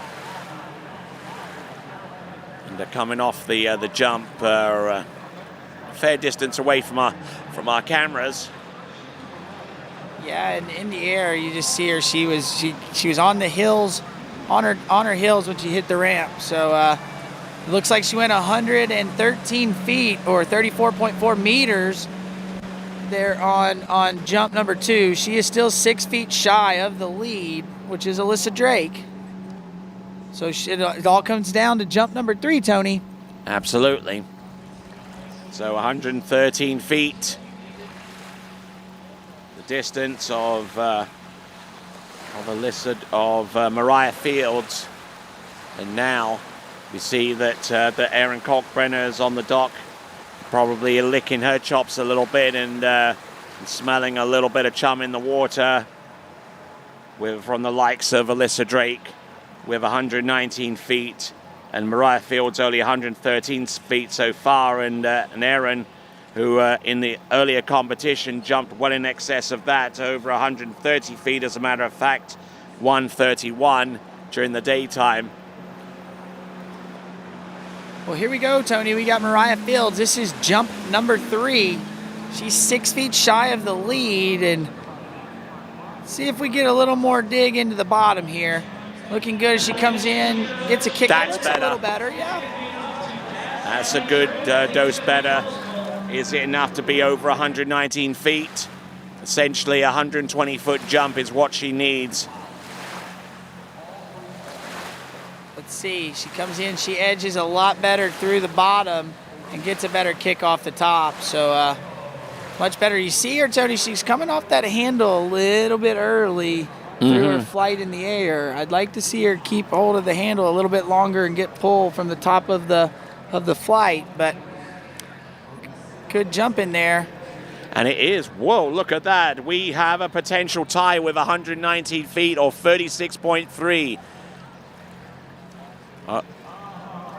So it looks like, let's have a look at look at that. That is 10 centimeters. Wow. Right there on jump number 3. Yep. Eating it there and getting it 10 centimeters. I'm not, I don't use the metric system that much, Tony, but I do know that's not that much. But we are going to raise the ramp up here. This is going to be 5.5 for Erin Kalkbrenner. And the reason why we can raise the ramp as quickly as we can do now is the fact that we got the Lightning jump control system developed by Cole Kalkbrenner and John Anderson right here at Mystic Lakes here in Maize, Kansas, and that system has been has been purchased by a number of entities around the world for the simple reason is that it's a reliable system to raise and lower the ramp.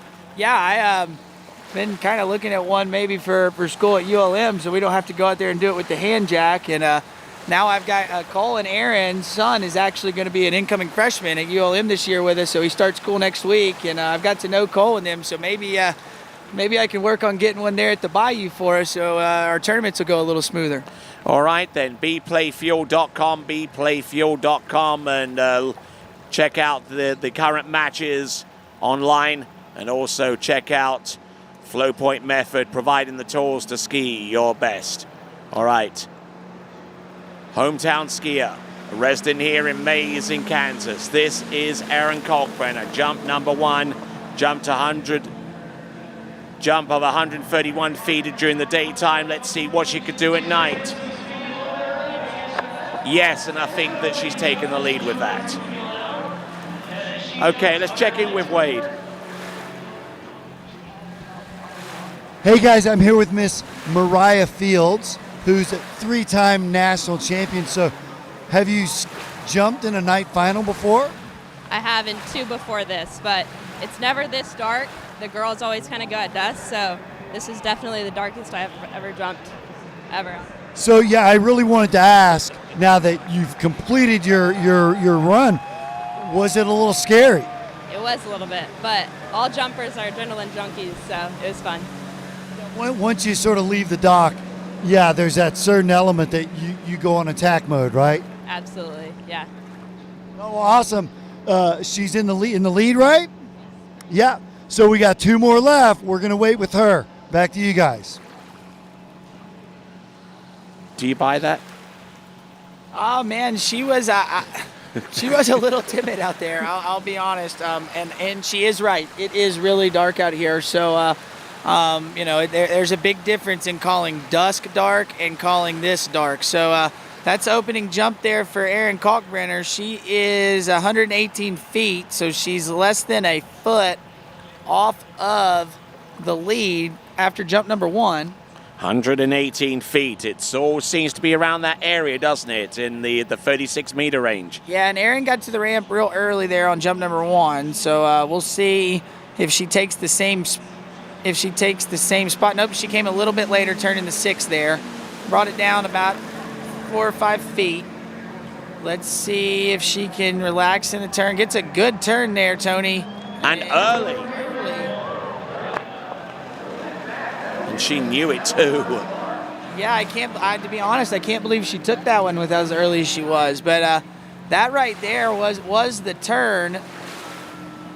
That right there was the turn, but she needs to be a little later here, and that's tough to do when that ramp's coming at you so fast in the dark. But look here, gets a pretty good turn here, gets the skis under the line. And we're going to see a dramatic shot coming. And she is early. Almost taking our camera off the edge of the ramp there. Yeah. Sigh of relief all the way around. Yeah, so gutsy move there taking that jump, but see what it does for her here. Not as far. 115 feet, so she's got to bring it down big time. Yeah, I mean, I think if she could, I think where she turned right there off the 6 is pretty good, but she needs to keep her speed and stay a little wider, just a touch longer. She may have worked a little bit too much into the first wake, which then got her there early, but I mean, I like the way she turned. She set up good, but maybe hitting the load a little too soon.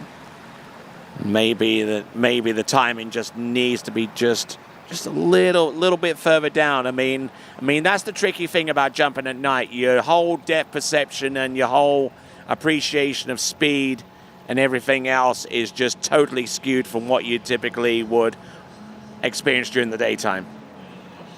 Yeah, I mean, imagine waking up in the middle of the night, Tony, and trying to walk to the bathroom, right? You got to take a second to find what you're doing, and these girls are doing that right now with, they got to do it on the fly. So let's see what she's got here. Decent looking turn. She's still early. But she does get more height off the top. That might be her saving grace. Yeah, she was a little bit later there, so it allowed her to drive through the the bottom of the ramp a little bit more, getting a little more lift off the top. As we see here. Just staring that ramp down. At a pretty good spot here there, Tony, but not really. I think she needs to turn the skis a little bit more and wait on the boat to kind of pull her right into the first and work a little harder through second wake into the ramp. But at least she landed on her feet all three, so that's a good sign there for Erin Kalkbrenner. Yep, you find your silver linings wherever you can. Erin Kalkbrenner's like, oh, it's a 1-2-4. She has taken the lead. Even though she was early, she has enough to take the lead, and that is now the target distance. Yeah, and able to get that lift off the top. So good job there for Erin. Okay, we'll take a quick pause, and then we will return with Lauren Morgan next. What if I told you there was a place?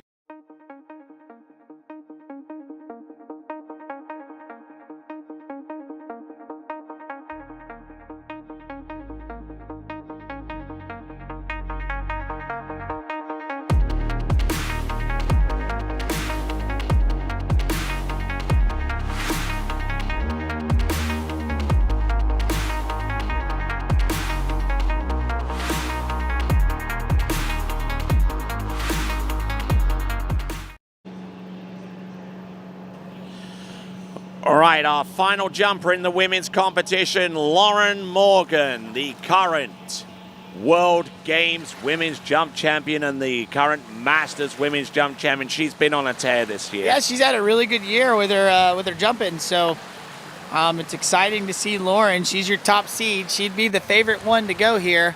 We'll see what she's got here on jump number one, but grown up skiing with Poochie, originally was quite the slalom skier, and then her jump skiing is taken off, and that's where she's kind of left her head at. And yeah, she's having a good year. Let's see if we can add to it here in this America's Cup jump event. And let's not forget that Lauren Poochie Morgan, as way back as 2010, was actually the junior girls slalom champion of the world. Yeah, that was the Worlds at in San Gervasio. San Gervasio in Italy, because I was there and we had a blast, Poochie and I there. But right now we got Poochie coming in for jump number one, trying to blast this one. See what she gets as she comes in. And she's got it. Way bigger than all the other three girls. So does she go into the dock here? There's your winner. We'll see. I mean, it's kind of fun. There's a lot of people here, so she may take a victory lap. I don't know. I know the crowd would like to see another jump. Yeah, I'd love to see another jump.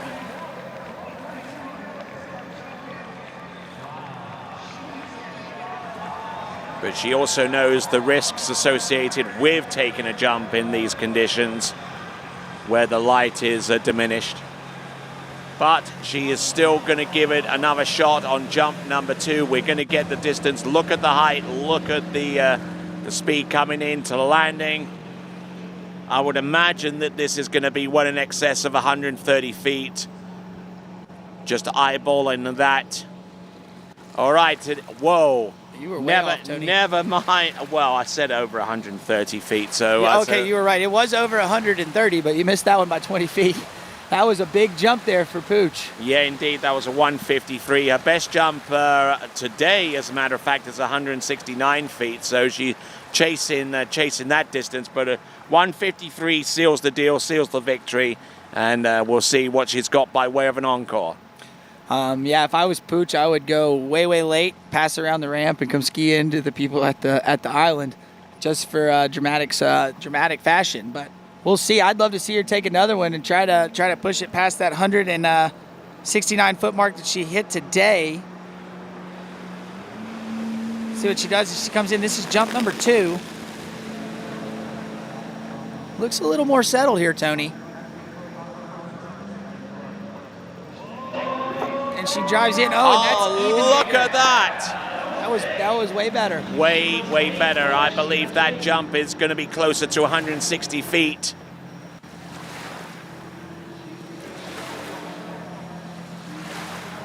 So we take a look here at the replay. She looked way more settled out here in her glide, Tony. The first one looking a bit timid, kind of finding her feet, and then now she's feeling comfortable. You see her there. Looking good in this turn.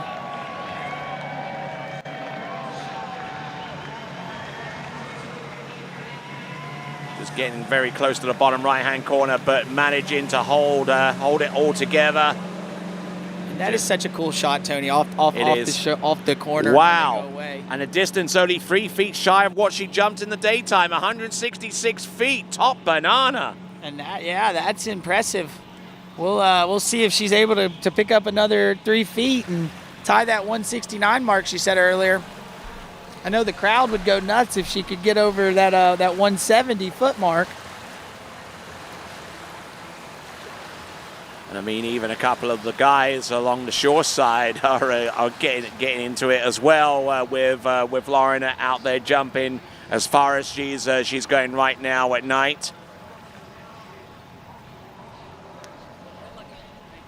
So there's Brett Stackpole, our first jumper to take to the water in the men's jumping competition. The ramp will be set at the same ramp height that the Lauren is jumping on right now, at least for the first few competitors, and then we'll raise it up to 6 foot, starting with Queen Haynes. Here we go. Setting up on jump number 3. Oh, and coming in with a lot more speed. And that jump could be close to 170, let alone 160. Yeah, she had more speed into the bottom of the ramp, Tony. You're absolutely right, and gets the kick and the lift off the top. And we'll have to wait and see if she can break that 170 mark. That would be pretty awesome here for Pooch. I know she'd be happy with that. As we take a look as she's driving into the bottom of the ramp here in this replay. Really flirting with that corner of that ramp, but gets on and boom, gets a good kick off the top. That is great jump in there from Lauren Morgan. Just that good explosive power, and the jump distance will be revealed to us momentarily. She swims in, and it's a 167, 167 feet within 2 foot of what she jumped during the daytime, but it does seal the win with the equivalent distance in metric of 50.8 meters with 167. There you go, that's Lauren Morgan with a 167 for your winning jump. Erin Kalkbrenner with 124 in second. Mariah Fields with 119 feet, the same as Alyssa Drake, 119 feet, but only 10 centimeters separates them via the metric system. All right, so there's your leaderboard, and I believe we've got a quick interview coming up with Wade, so let's cross on over. All right, yeah, well, we're waiting on Wade. That was a really exciting women's jump event there. Super impressive of these ladies, and then getting Pooch to go out there and boot a big one. So got the excitement building, and now we're here with the boys. All right then, folks, let's check in with Wade. Hey guys, I'm here with Miss Lauren Morgan, our Masters champion, World Games champion, and now America's Cup champion. Great year going, huh? Yeah, it has been. I'm so blessed. I mean, I could never imagine doing all these things, so I'm excited.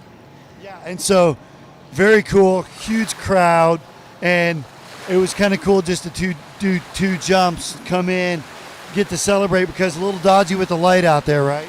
Yeah, it was a little dodgy, but honestly, one of the better night jumps I've experienced. Was really lit up, and the crowd did a great job. I honestly felt a little bit better than I did today, so it was fun. Yeah, well, good. I'll let you go celebrate. Awesome skiing. Congrats. All right then, so feeling a little bit better at night, I fancy. Yeah, and I'll be honest, Tony, I thought she looked a little better tonight too. So thought maybe she would get out that what she hit earlier today, but just a little bit short. But now we're moving along in our men's jump event. This is Brett Stackpole, your first competitor of this open men's jump event tonight. Here he comes, jump number 1, Brett Stackpole. Coming into the ramp looking good, getting some kick, and That's a pretty good jump there for Brett. That looks like he might be in the same area where Lauren landed that last jump. So we'll have to see as we wait the distance. Flew 187 feet, actually 195 feet in the previous round of jumping during the daytime to put himself in the top 6 to be in the frame for this nighttime invitational competition. Brett Stackpole flirting with the bottom right-hand corner, but eventually had enough room with some increased edge and resistance away from the boat, getting launched. Yeah, and almost kind of getting a little shaky there at the landing, but staying on his feet. So there you go. It's 161 feet there for jump number 1 for Brett Stackpole. 161 feet on jump number 1. And he has 2 more jumps left. And the most immediate concern is not to be embarrassed by Lauren Morgan at the moment, because Lauren has a 6-foot advantage on top of him. Oh yeah, the guys definitely want to make sure at the very least their furthest jump is further than the top girl. So got a little bit of extra pressure there to Brett Stackpole here as he comes in. This will be jump number 2. 161 feet he has to work with. I think he turned a little bit before the 600-foot cut ball. Waiting for the right moment to turn and to cut. That's better. That's going to be closer to 170. And with that, let's check in with Wade. Here we go. Hey guys, here with Quinn Haynes. Quinn, I've known your family forever, and I saw your mom and dad here. So it's always an interesting vibe, though, for a night jump final, right? Oh yeah, it's crazy. I mean, doing this at night, crowd is pumped, everyone's pumped. Looks pretty lit up, conditions are perfect. There's gonna be some big jumps tonight. So Quinn's been national champion, collegiate champion. Man, it'd be super cool to add America's Cup, right? Oh yeah, it'd be awesome, but I don't know. There's some big jumpers coming up. We're gonna see. There'll be some big jumps for sure. Well, we're having fun. You hear the vibe pumping, man. Back to you guys. All right, Brett. Yeah, Tony, and he ain't kidding. It's absolutely rocking and rolling there on the bank. We can hear it over here in the announcer's booth. But as we see jump number 2 for Brett Stackpole, he went 190 feet. That's a little bit closer to what he did today. Yes, indeed. Yeah, he jumped at 195 feet a little bit earlier on today. So maybe they're leaving all caution to the wind right now and just going out there and just chancing their luck out there.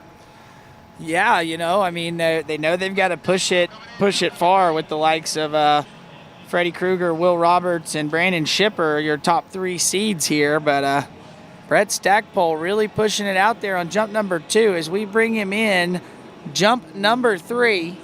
He is the first skier off the dock and is the leader, trying to stretch this lead out over that 190-foot mark he just set on jump number 2 as we bring him into the ramp. Looking good as he's driving in. Slips out a little bit out on the back there. almost. So slipping out on the ramp, so not going to be bettering his score there from jump number 2, but still good jumping there from Brett. Pushing it out on the leaders here. So he's going to have to make do with 190 feet. He started out with a 161, followed up with the 190, and I suspect that this one is probably going to be about 150 foot at best. Yeah, it's just going to scratch that one off. This one doesn't really matter. As you see him there, he's kind of slipping off and going out the back. And not going to be the jump for him there, but still got a big 190 on the board. So, yeah, certainly a viable target for the others to chase. Yeah, it's a 148 on a jump number 3. And yep, now that's the target. 190 feet from Brett Stackpole. And our next jumper is going to be Jonathan Lutz, and he will be taken to the water next.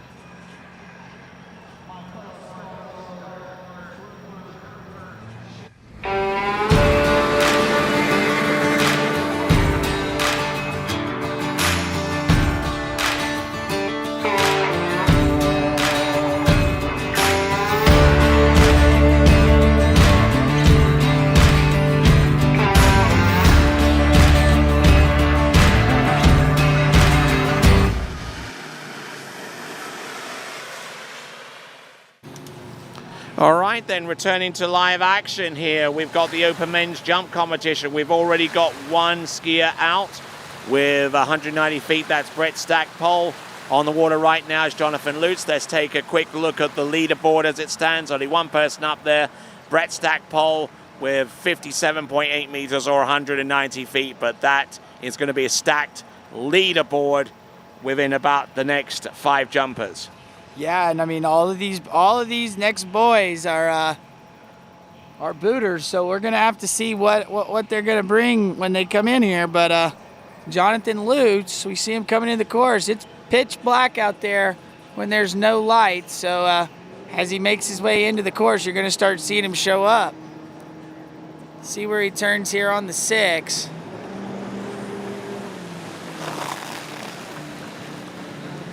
Speeding past us now, getting ready for jump number 1. Oh, look at that on jump number 1, unleashes the beast. Goes around the turn island, and with that, let's check in with Wade. Hey guys, I'm here with Mr. Brett Stackpole, who's a senior at the University of Alabama. And in your second night jump final, isn't it just a super good vibe? Oh yeah, there's nothing like it. I mean, Wichita, Kansas, night jump, bunch of Midwest boys and Freddie Krueger. It's pretty cool. Yeah, cool experience. And so you got hold of the second one, 190 footer. I know you wanted a little bit more, but hey, not bad though, right? Yeah, I was pretty happy with that. 195 in prelims, 190 got hold of the second one. Tried to bring it down in the last one, but you know, it's night, it's fast, you know, so slipped a little bit, but I was happy with it. And you're safe. Yes, sir. Yeah, that's goal number 1. Made it back, I'm walking. Yeah, we're happy about that. Well, I'll let you get dried off and cheer on your buddies. Back to you guys. Interesting comment there to a bunch of Midwestern boys and Freddie Krueger. Well, obviously forgetting where Freddie Krueger originally came from, Decatur, Illinois. Yeah, so it's a bunch of Midwest boys just in general, and Quinn Haynes actually, because he's from up east. So went 178 feet there on that first jump for Jonathan Lutz. So good opening jump there. Going to need a little bit more if he's going to challenge the lead from Brett Stackpole. The best opening jump that we've seen amongst any of our competitors, including Brett Stackpole. He opened up with a 161. Jonathan Lutz with a 178. Let's see if he can conjure up a little bit more with the remaining 2 jumps that he has to work with. Keeping the good tight line, turns in, sets, now drives. Oh yes, that's a big one, Tony. That's a huge one. Jonathan Lutz in the previous round of competition jumped 200 feet exactly, and he's searching for a distance close to that mark, no doubt.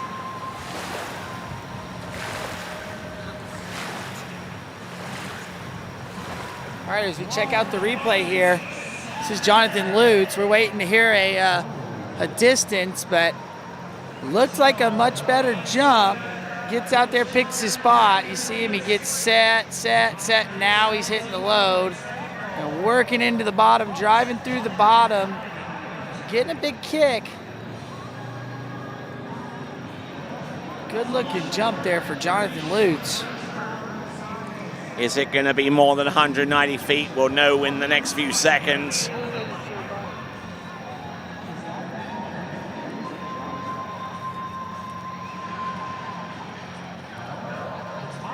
And, whoa, I don't know what happened there, but judging by where he is in relation to the island, it looks like he was unable to ride out the jump, but let's check in with Wade. Hey guys, here with Brandon Shipper, part of our Midwest Mafia, right? And a national champion, and so trying to add America's Cup title. How you feeling? I feel great right now. Like a little late during the day, so I'll start my turn a little earlier, be a little earlier at the ramp, get some lift, hopefully put a little pressure on Freddie, but we'll see. Hey, but isn't it just a great vibe? It's such a different vibe than it during the day, right? As soon as it gets night, everybody's sort of having a good time and sticking around. Absolutely. It's just a party out here. Like, you walk the shoreline, it's so sick. Like, everyone's like let's go, like getting pumped up. It's fun to see. Good for the sport and good for everything, dude. It's fun. Well, we can tell he's ready to go, and so are we. Back to you guys. Okay, approach on jump number 3 coming up. All right, so we're gonna bring Jonathan Lutz back in for jump number 3. Had a little bit of a technical difficulty, so they're gonna get him on the back of the boat and bring him back in. So he's got one more jump. He did go 187 feet on jump number 2, so he is gonna be about 3 feet short on. He's 2 feet short of the lead there at 190. So. Gonna see what he's gonna need to do here. Gonna need to get a little bit more lift off the ramp if he's gonna take this lead from Brett Stackpole. All right, and we'll take a quick commercial break and we'll be right back after this. Only one water skiing brand holds all 6 world records.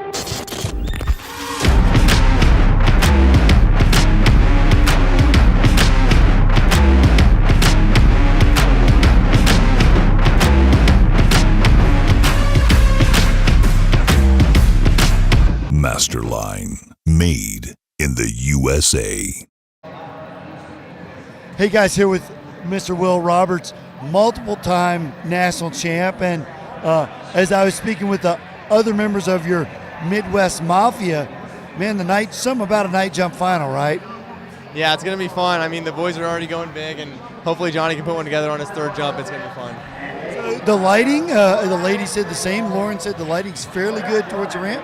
Got a little headwind. You ready to fly, huh? Yeah, it looks good. I practiced yesterday, and I mean, it felt good. I'm excited to go out there for sure. Yep. No, you can feel the vibe down here. We're ready to go. Back to you guys. All right then, and Will Roberts there sporting the Waters jumpsuit there that's really winning rave reviews among the world's top jumping athletes. They've just introduced some brand new styles. They have features that top water ski jumpers all welcome. You can find out more by going to waterswetsuits.com.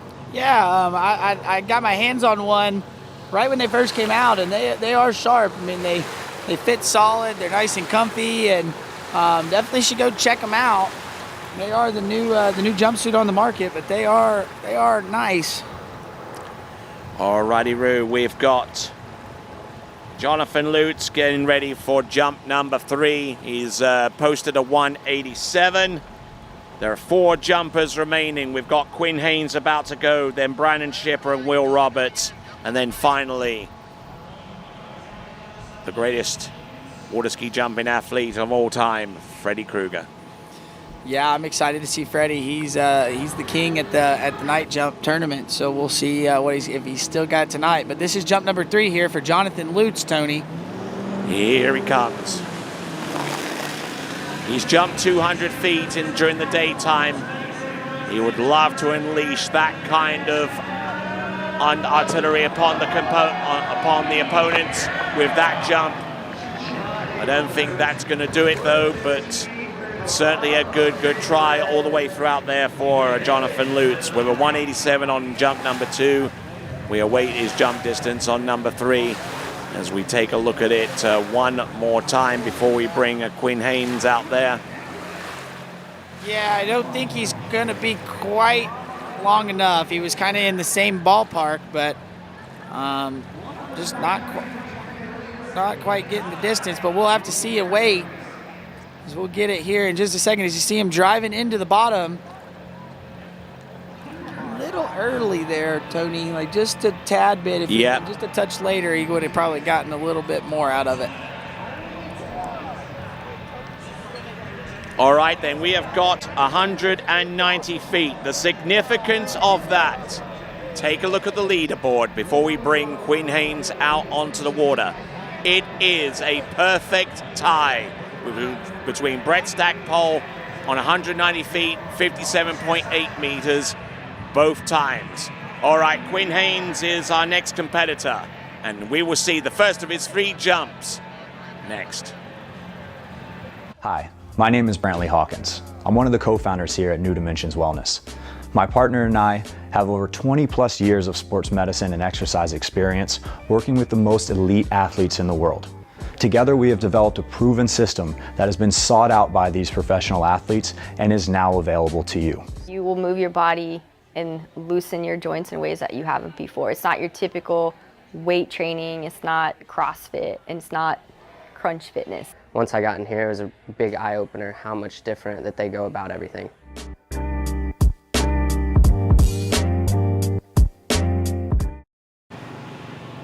All right then, so our next jumper on the water, Quinn Haynes, and he's requested that the ramp be lowered from the 1.8 meter ramp height or 6 feet high to 1.65 meters high or 5.5 feet or a 23.5% slope.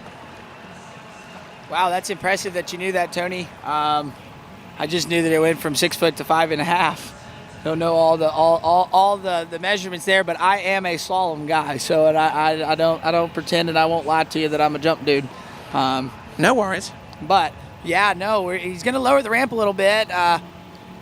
Probably what he's been practicing at, and still able to kick big ones because he's here in this jump final. So we'll see what Quinn's got here for this jump number 1.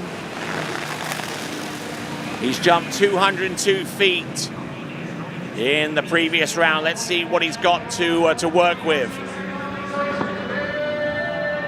Good opening jump. Looks like he slipped out a little bit on the ramp there. Yes, he did. And with that, let's check in with Wade. Hey guys, here with Jonathan Lutz, a multiple-time national champion, and it's always different at night, right? Is this your first final? Yeah, the first time jumping at night, it's completely different out there. I mean, everything's faster. Can't really see much, but you just got to hope that your form is in check and go over that ramp. And we always want to survive, but you maybe didn't thrive, but it was not bad, right? Yeah, not bad. 190, especially at night, is a pretty big accomplishment. And, we jumpers, we always want more, but happy to come home and hit all 3, so that's good. And, yeah, happy to be safe. So he's going to be a junior at the University of Alabama, and we're going to be cheering him on. Back to you guys.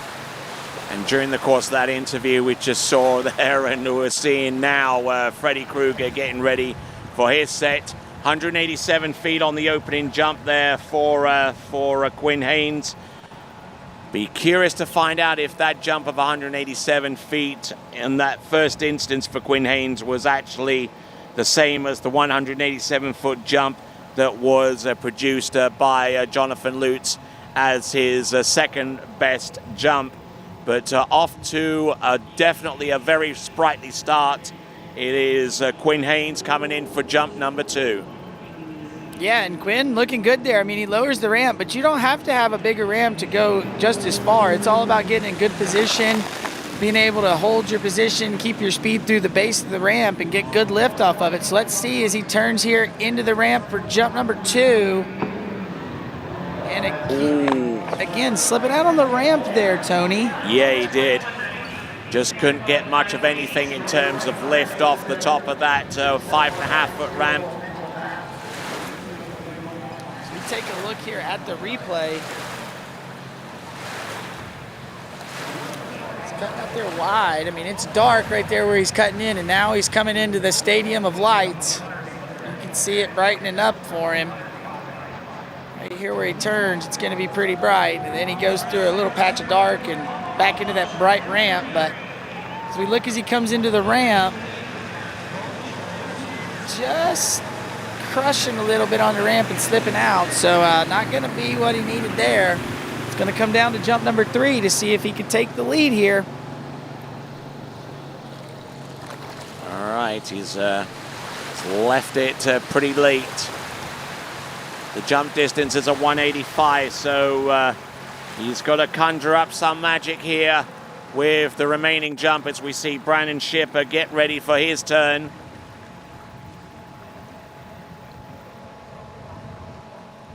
Wonder what's going through his mind, we wonder. Yeah, as you see him getting ready there. Brandon really been skiing well. Been jumping really good and getting better. So really cool to see Brandon out here.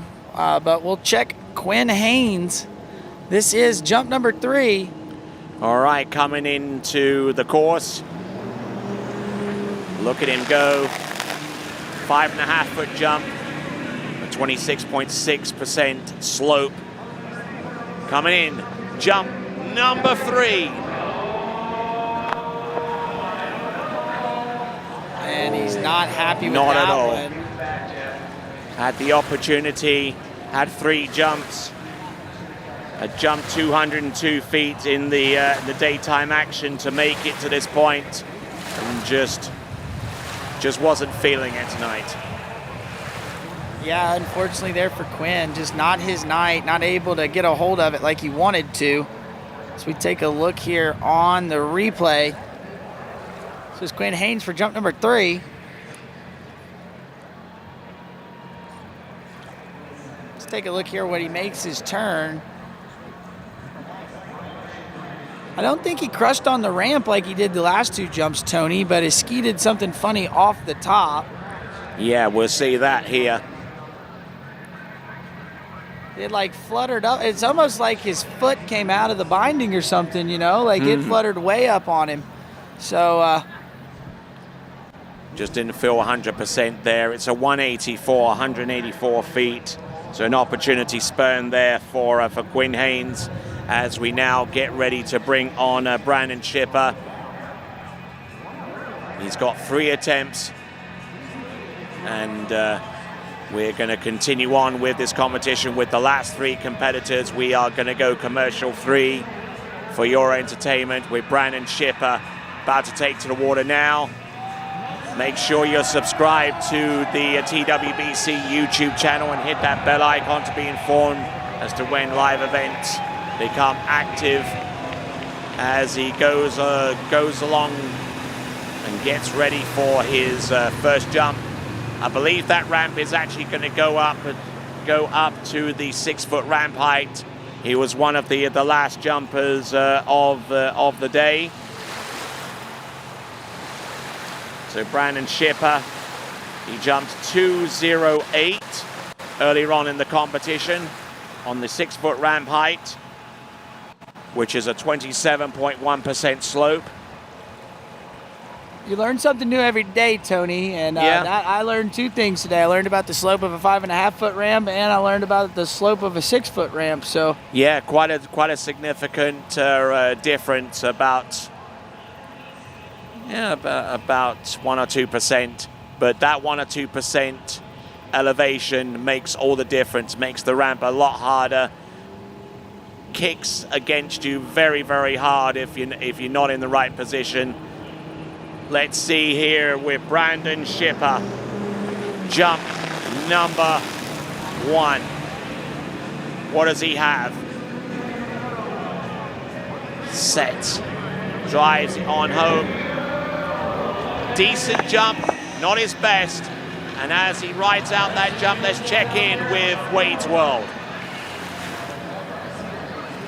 Hey guys, here with Freddie Krueger, and pretty easy to say he's the greatest of all time now. And man, it never gets old. A night final, right? AC/DC playing Thunder, right? Yeah, it's that time, right? And down to these last couple guys, they're a little more experienced, and God knows they're hungry. So I'm looking for them to put out a big jump, put a little pressure on, and I'm gonna have to go out there and get the work done. All members of the Midwest Mafia except Quinn Haynes, the only outcast. So that's kind of a cool deal, huh? You sort of started that and kept carried on. Well, I mean, obviously I came out of the Midwest, but I think one of the coolest things is, I kind of get lumped in as a part of that Midwest Air Force, but when you watch these young men together, they're cheering each other on. I mean, they are literally like a team. And, if I get to be a part of that, honestly, it's an honor, because, I love their camaraderie and the way they're coaching each other and helping each other. They're going to school together. So, to me, that's not thrown around lightly. These guys they're cool, man. I like it. Dude, I got goosebumps. I can't wait. Yeah, we're going to let him get to work. Back to you guys. And interesting to note as Wade Cox's career as a pro slalom skier was winding down in the mid-90s towards 2000, that went along with the ascendancy of Freddie Krueger when he won his first Pro Tour title in 1995 at the Shreveport Pro Tour stop. Yeah, and Freddie's so humble, right? He's telling me he's the greatest of all time, and he doesn't want to nod his head, but everybody knows it. Freddie is the greatest water ski jumper of all time. I've grown up watching Freddie, just everybody jump and then go, what's Freddie going to do on jump number 1 to beat us? So here we go, Brandon, jump number 2. Oh, very close to the bottom right-hand corner. Look at that. He was close. He was flirting with that corner now, Tony. There we go. As we take a look here at the replay. Not even too sure what the first jump was in terms of distance. We'll get both of them in just a little bit. Oh, he must have broke 200 feet because I hear the crowd cheering. So let's wait and see. But they're getting loud on the bank down there. Jumped 2:08 earlier on in the day, so he's used to going that far. Wow, great looking jump there, flirting with disaster. Okay, it's a 188 on the first and 202 on the second. He has taken the lead with 2 jumpers remaining.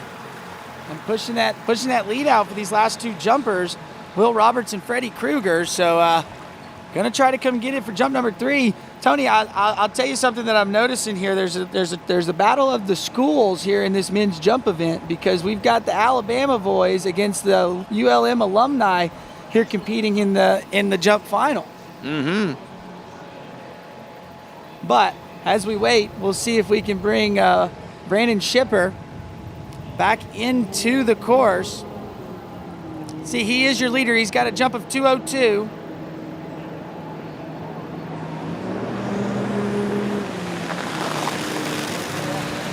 Bring him in jump number 3. Just waiting. He can get further, Tony. Waiting for that right spot, that sublime moment. Oh, and he's not going to get anywhere close to that jump. Jump number 3. And he won't even bother tightening up the line and skiing that away, because he knows that jump is not going to be anywhere close to 202. So that'll be a fall there because he let go of the rope and didn't ski back. So gonna like to take the 0 there on jump number 3 and gonna have to stick with the 202 that he posted on jump number 2 to put him in the lead. But we have 2 skiers left. Our next one being Will Roberts. Time right now is 25 past 10 in the evening here, just outside Wichita, Kansas. Lighten up the night sky. We jumped 2:02 on jump number 2, and we've now got 6 jumps remaining between 2 competitors.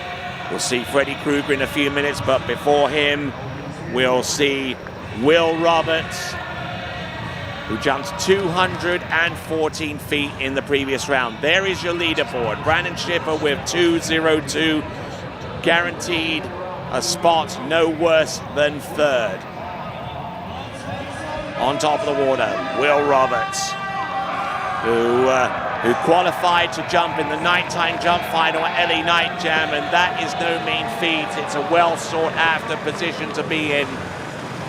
And I mean, he has been on fire all season long. William Roberts. Yeah, and I got to watch that LA Night Jam, and he was looking good, on fire. So we see if he can bring it here tonight.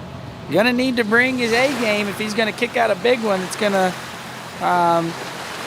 put the pressure on Freddie Krueger, your last jumper. But gonna have to go further than 202 if he's gonna want to take this lead from Brandon Shipper. So William Roberts, this season, I mean, he has been on an absolute tear so far as his jumping is concerned. Just pulling up some of the scores that he's produced. 215 feet at LA Night Jam. Sunset Lakes Cup, 211 feet. Most of his jumps have been in excess of 200 feet, including the Illinois State Championship with a 2:03.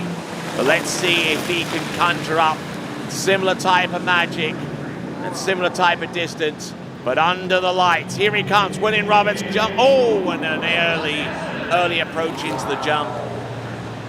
And he'll pass up on that attempt.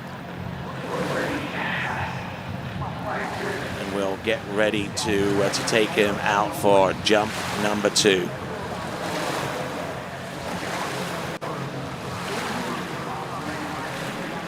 So Tony, I might be wrong, but I think that might have been our first pass of this night jump event. I think everybody You're right, absolutely. That's taking their other jumps. Yeah, that's the first pass amongst the male competitors, at least. Yeah. And the reason why you'd pass is several-fold. I mean, but it all equates to how comfortable you are about taking the jump. And with that, let's check in with Wade. Hey guys, here with Brandon Shipper, and you survived, right? Night jump is always kind of crazy, but how was your ride? Yeah, that felt great. I was a little earlier than I expected to be, but on the last one, dude, I wanted that cut so bad. I brought it down, brought the speed in the turn. Wanted that one, but 202, I'm cool with that. I'm pumped with it. Landings are a little difficult in the dark, but we survived. Yeah, so let's talk about that, because as a jumper, we use our visuals so much, like your turn to the ramp, everything's so critical, and then all of a sudden you're coming in your landing and it's dark. Yeah, exactly. Like, it helps more when you can carry the load through the whole flight and you can feel the boat, feel the line tension, but like on those jumps when you're in the dark with no line tension, you're kind of hoping and praying. Yeah, well, he survived. He's in the lead with a 202. Back to you guys. And a jump distance that guarantees him a spot no worse than third when all is said and done. He could be in a position where he could be no worse than second unless Will Roberts can out-jump him. Let's have a look. He refused on first jump. Oh, look at that! He just kicked one, dude. Tony, that was massive, and he knew it. No in the fist, but that was huge. And he's been on a tear all season, as I mentioned, 214 feet. The jump he used to get into this section of the competition is third best jump of the season in terms of distance.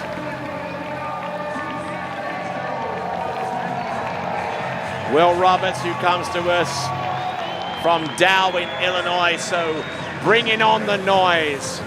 Oh yeah, you can hear, like I said, we can hear the crowd from over here on our side of the bank, Tony, and they are getting behind these jumpers. They're loving it.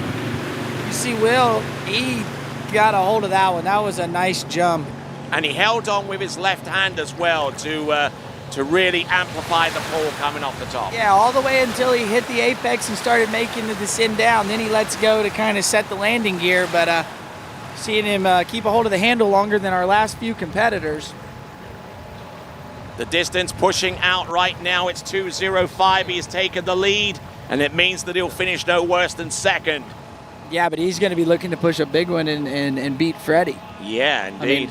I mean, we do have a little bit of a trend coming that, like from our women's slalom event, that the new up-and-comers maybe could take the win. So we'll have to see. He's going to get jump number 3. Going to want to try to push it out further than that 2:05 mark he just hit there on jump number 2.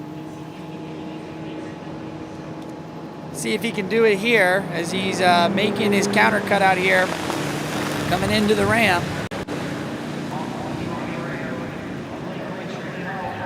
Jump number 3, what has he got? Ooh, pass.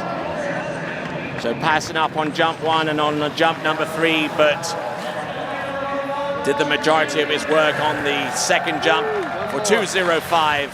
He is the current leader with 1 competitor to go. Yeah, and you know, it's a big score there for Will, but I'll be honest, I think he's leaving the door a little open here for Freddie.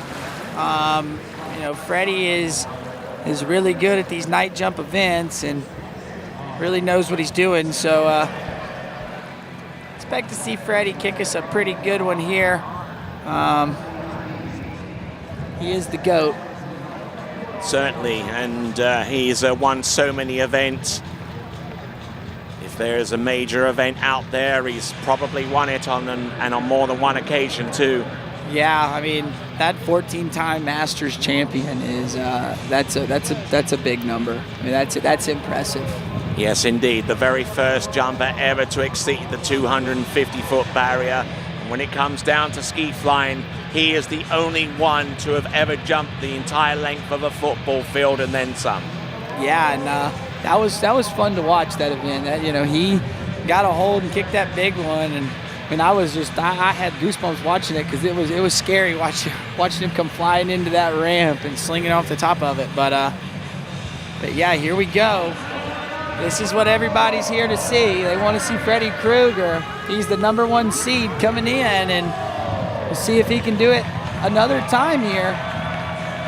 Got the young gun, Will Roberts, coming out putting out a 2:05. So gonna need to beat that mark if he's gonna take home this America's Cup title. Yeah, he can't be complacent at all. And Freddy Krueger with the 2 jumps that he produced in the last round, 221 feet on jump number 1 and 232 on the second. In practice, he jumped 223 feet. Oh yeah, no, Freddie fully capable of doing it. It would be classic Freddie for him to come out here and kick something that's like 207 and on top of all of that, he holds the unofficial night jump world record at 240 feet from LA Night Jam 4. Oh wow, that's nice. Yeah. So he is good out there in the dark, Tony. We've come to see Freddie, and he's always competing, always doing well. So let's see what he's got here. Gonna need a big jump here for jump number 1. Got to go over that 205 mark. But let's see, can he do it here on jump number 1, Tony? All right. Level of expectation upon Freddy Krueger's shoulders extremely high, but he's used to that. As used to as he is about jumping under the lights. And there's your winner. Classic Freddie, dude. Just comes out, everybody goes and works hard and does well, and then Freddie goes, yep, watch this, I still got it. That's why he is the GOAT. It's just like someone hammering a nail into a piece of wood, and then someone comes along with a sledge and just takes it and takes one swipe. Yes, exactly. So Freddie looking good here, as he's going to be your leader. He's going to be your champion. You hear the crowd over there getting pumped for him, but big jump there out of Freddie. He was very close to the bottom right-hand corner, though. Yeah, he was close.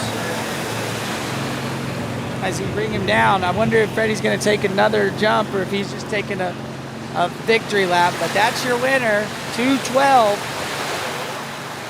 Jump number 1. All right, then let's check in with Wade. Hey, guys, here with Will Roberts, first professional jump podium. Metallica playing night jump, good stuff, right? Yeah, everyone had a feeling Freddie was going to go out and beat Freddie, but it was fun to go out and compete, and it was a good tournament for sure. Lots of fun. All right, back to you guys. All right then, Freddy Krueger typically at this point, or at least a few years ago in his career, would have said, okay, I've won with the first jump, tap the head. Yeah, he was waving to the crowd, so I wonder if they were just bringing him by to take away. But no, Tony, looks like he's going to take a cut at it. He's a Midwestern skier through and through. Skied his formative years over at the pits in Decatur in Illinois. Here he comes. Ooh, passing up on jump number 2. I think he'll ski for the dock, and ladies and gentlemen, your winner is Freddy Krueger with a 212 feet in this ridge right there in the foreground.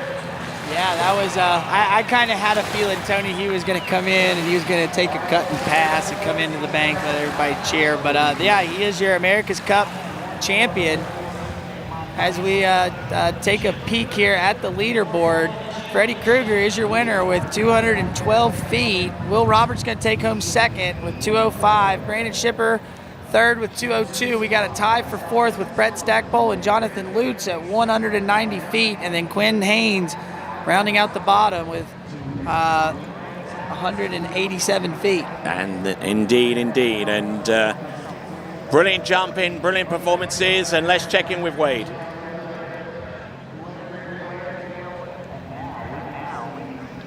Oh, hey guys, we're here with Freddie, our champion. It never gets old, right? It's such a great feeling. No, it's amazing, and you know, I just a long week with the kids skiing early, and last night didn't get a chance to get out there and really look at it. Saw the lights, but you know, chose to go home and go to sleep. We were exhausted, and you know, it was a little darker, especially into the landings. But landing off that second wake is a little hard to see. And that last one, I thought I'd take one more for the crowd, and I got in deep on that one. And you were late, yes, old school late. Yeah, but that would have been a fun one, but I just didn't have it in the legs tonight. So, but I'm, you know, I mean, again, super impressed with these young guys. They're coming up. You know, one of the things that our buddy Andy Mappel always said is, hey, try to leave the sport better than when you know, came in. And, you know, with the young people, the Taylor Garcias and these young guys coming up, I feel like the American jumping is in such a good place that, you know, when my time to exit left, I'm leaving it in great hands, so it feels good. Well, you're still leading the charge, and we're all proud of you, man. That was super fun to watch. Back to you guys, Tony. No, awesome, dude. Well done, man. There you go, and that enduring image there of Freddie Krueger winning a jump event, and the next generation there, we saw a little image there of Rich Krueger, and just take a look at the leaderboard once again. Freddie Krueger right there, 64.5 meters, and with that jump of 212 feet, so that brings to a conclusion the jump event. We've got a little bit of show skiing to come, and it'll be on the flip side of this break.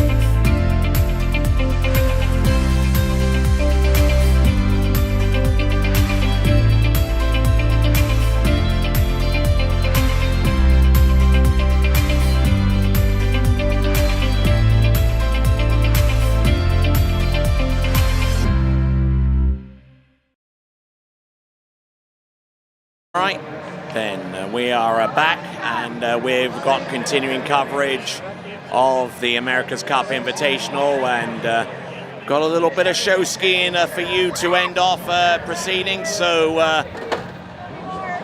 waiting for those lines to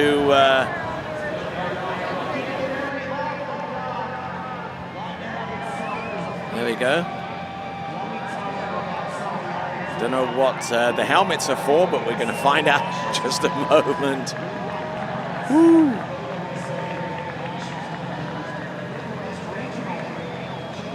I suspect they're going to try a pyramid of some sort. That's what I'm thinking. What do you reckon? Well, they got helmets on. Maybe they're going over the ramp, Tony. In a pyramid. In a pyramid. That would be a sight to see. Yeah. I hope they just signed their waivers. Yeah. We better hope they did that, and they got really good balance. But we'll see what they're going to do as they come back down the lake. And this is a timely reminder that as part of the celebration of 100 years of skiing, the IWWF is celebrating with the Show Ski World Tournament in Winter Haven in Florida come October. You can find out more by going to iwwf.sport. Yeah, no, definitely go check it out. Gonna be an interesting time. So as we we're sitting here waiting to bring our show skiers back down the lake. Have a feeling they're going to do something pretty cool on the way back, so we'll have to wait and see what they got, Tony. Okay, let's see if we can train one or two cameras upon them. There we go. Just about surviving the turn and trying to transition to a pyramid formation. Come on, there we go.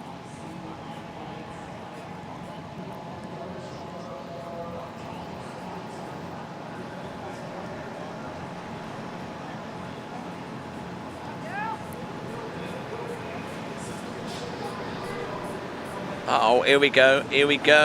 Let's see if they can form that pyramid before they get to the turn. There you go. They've done it. Yeah, there you go. Woo. They're going over the ramp, Tony. No, I don't think so. No. I think that's pretty impressive as is. Yeah. Those guys in the bottom, they got to be pretty strong. Yeah, especially the one in the middle. Yeah, the one in the middle's got the most weight, right? That's why you got the other two guys holding him just so he doesn't fall down. Yeah. So you see his legs starting to shake there, but yeah, look at him go, and there's the dismount. Oh, with backflips after it. And there you go. All right then, so with that brings to a conclusion this broadcast of the 2022 America's Cup Invitational, held in conjunction with the 80th National Water Ski Championships presented by Goode. Thank you for watching, ladies and gentlemen.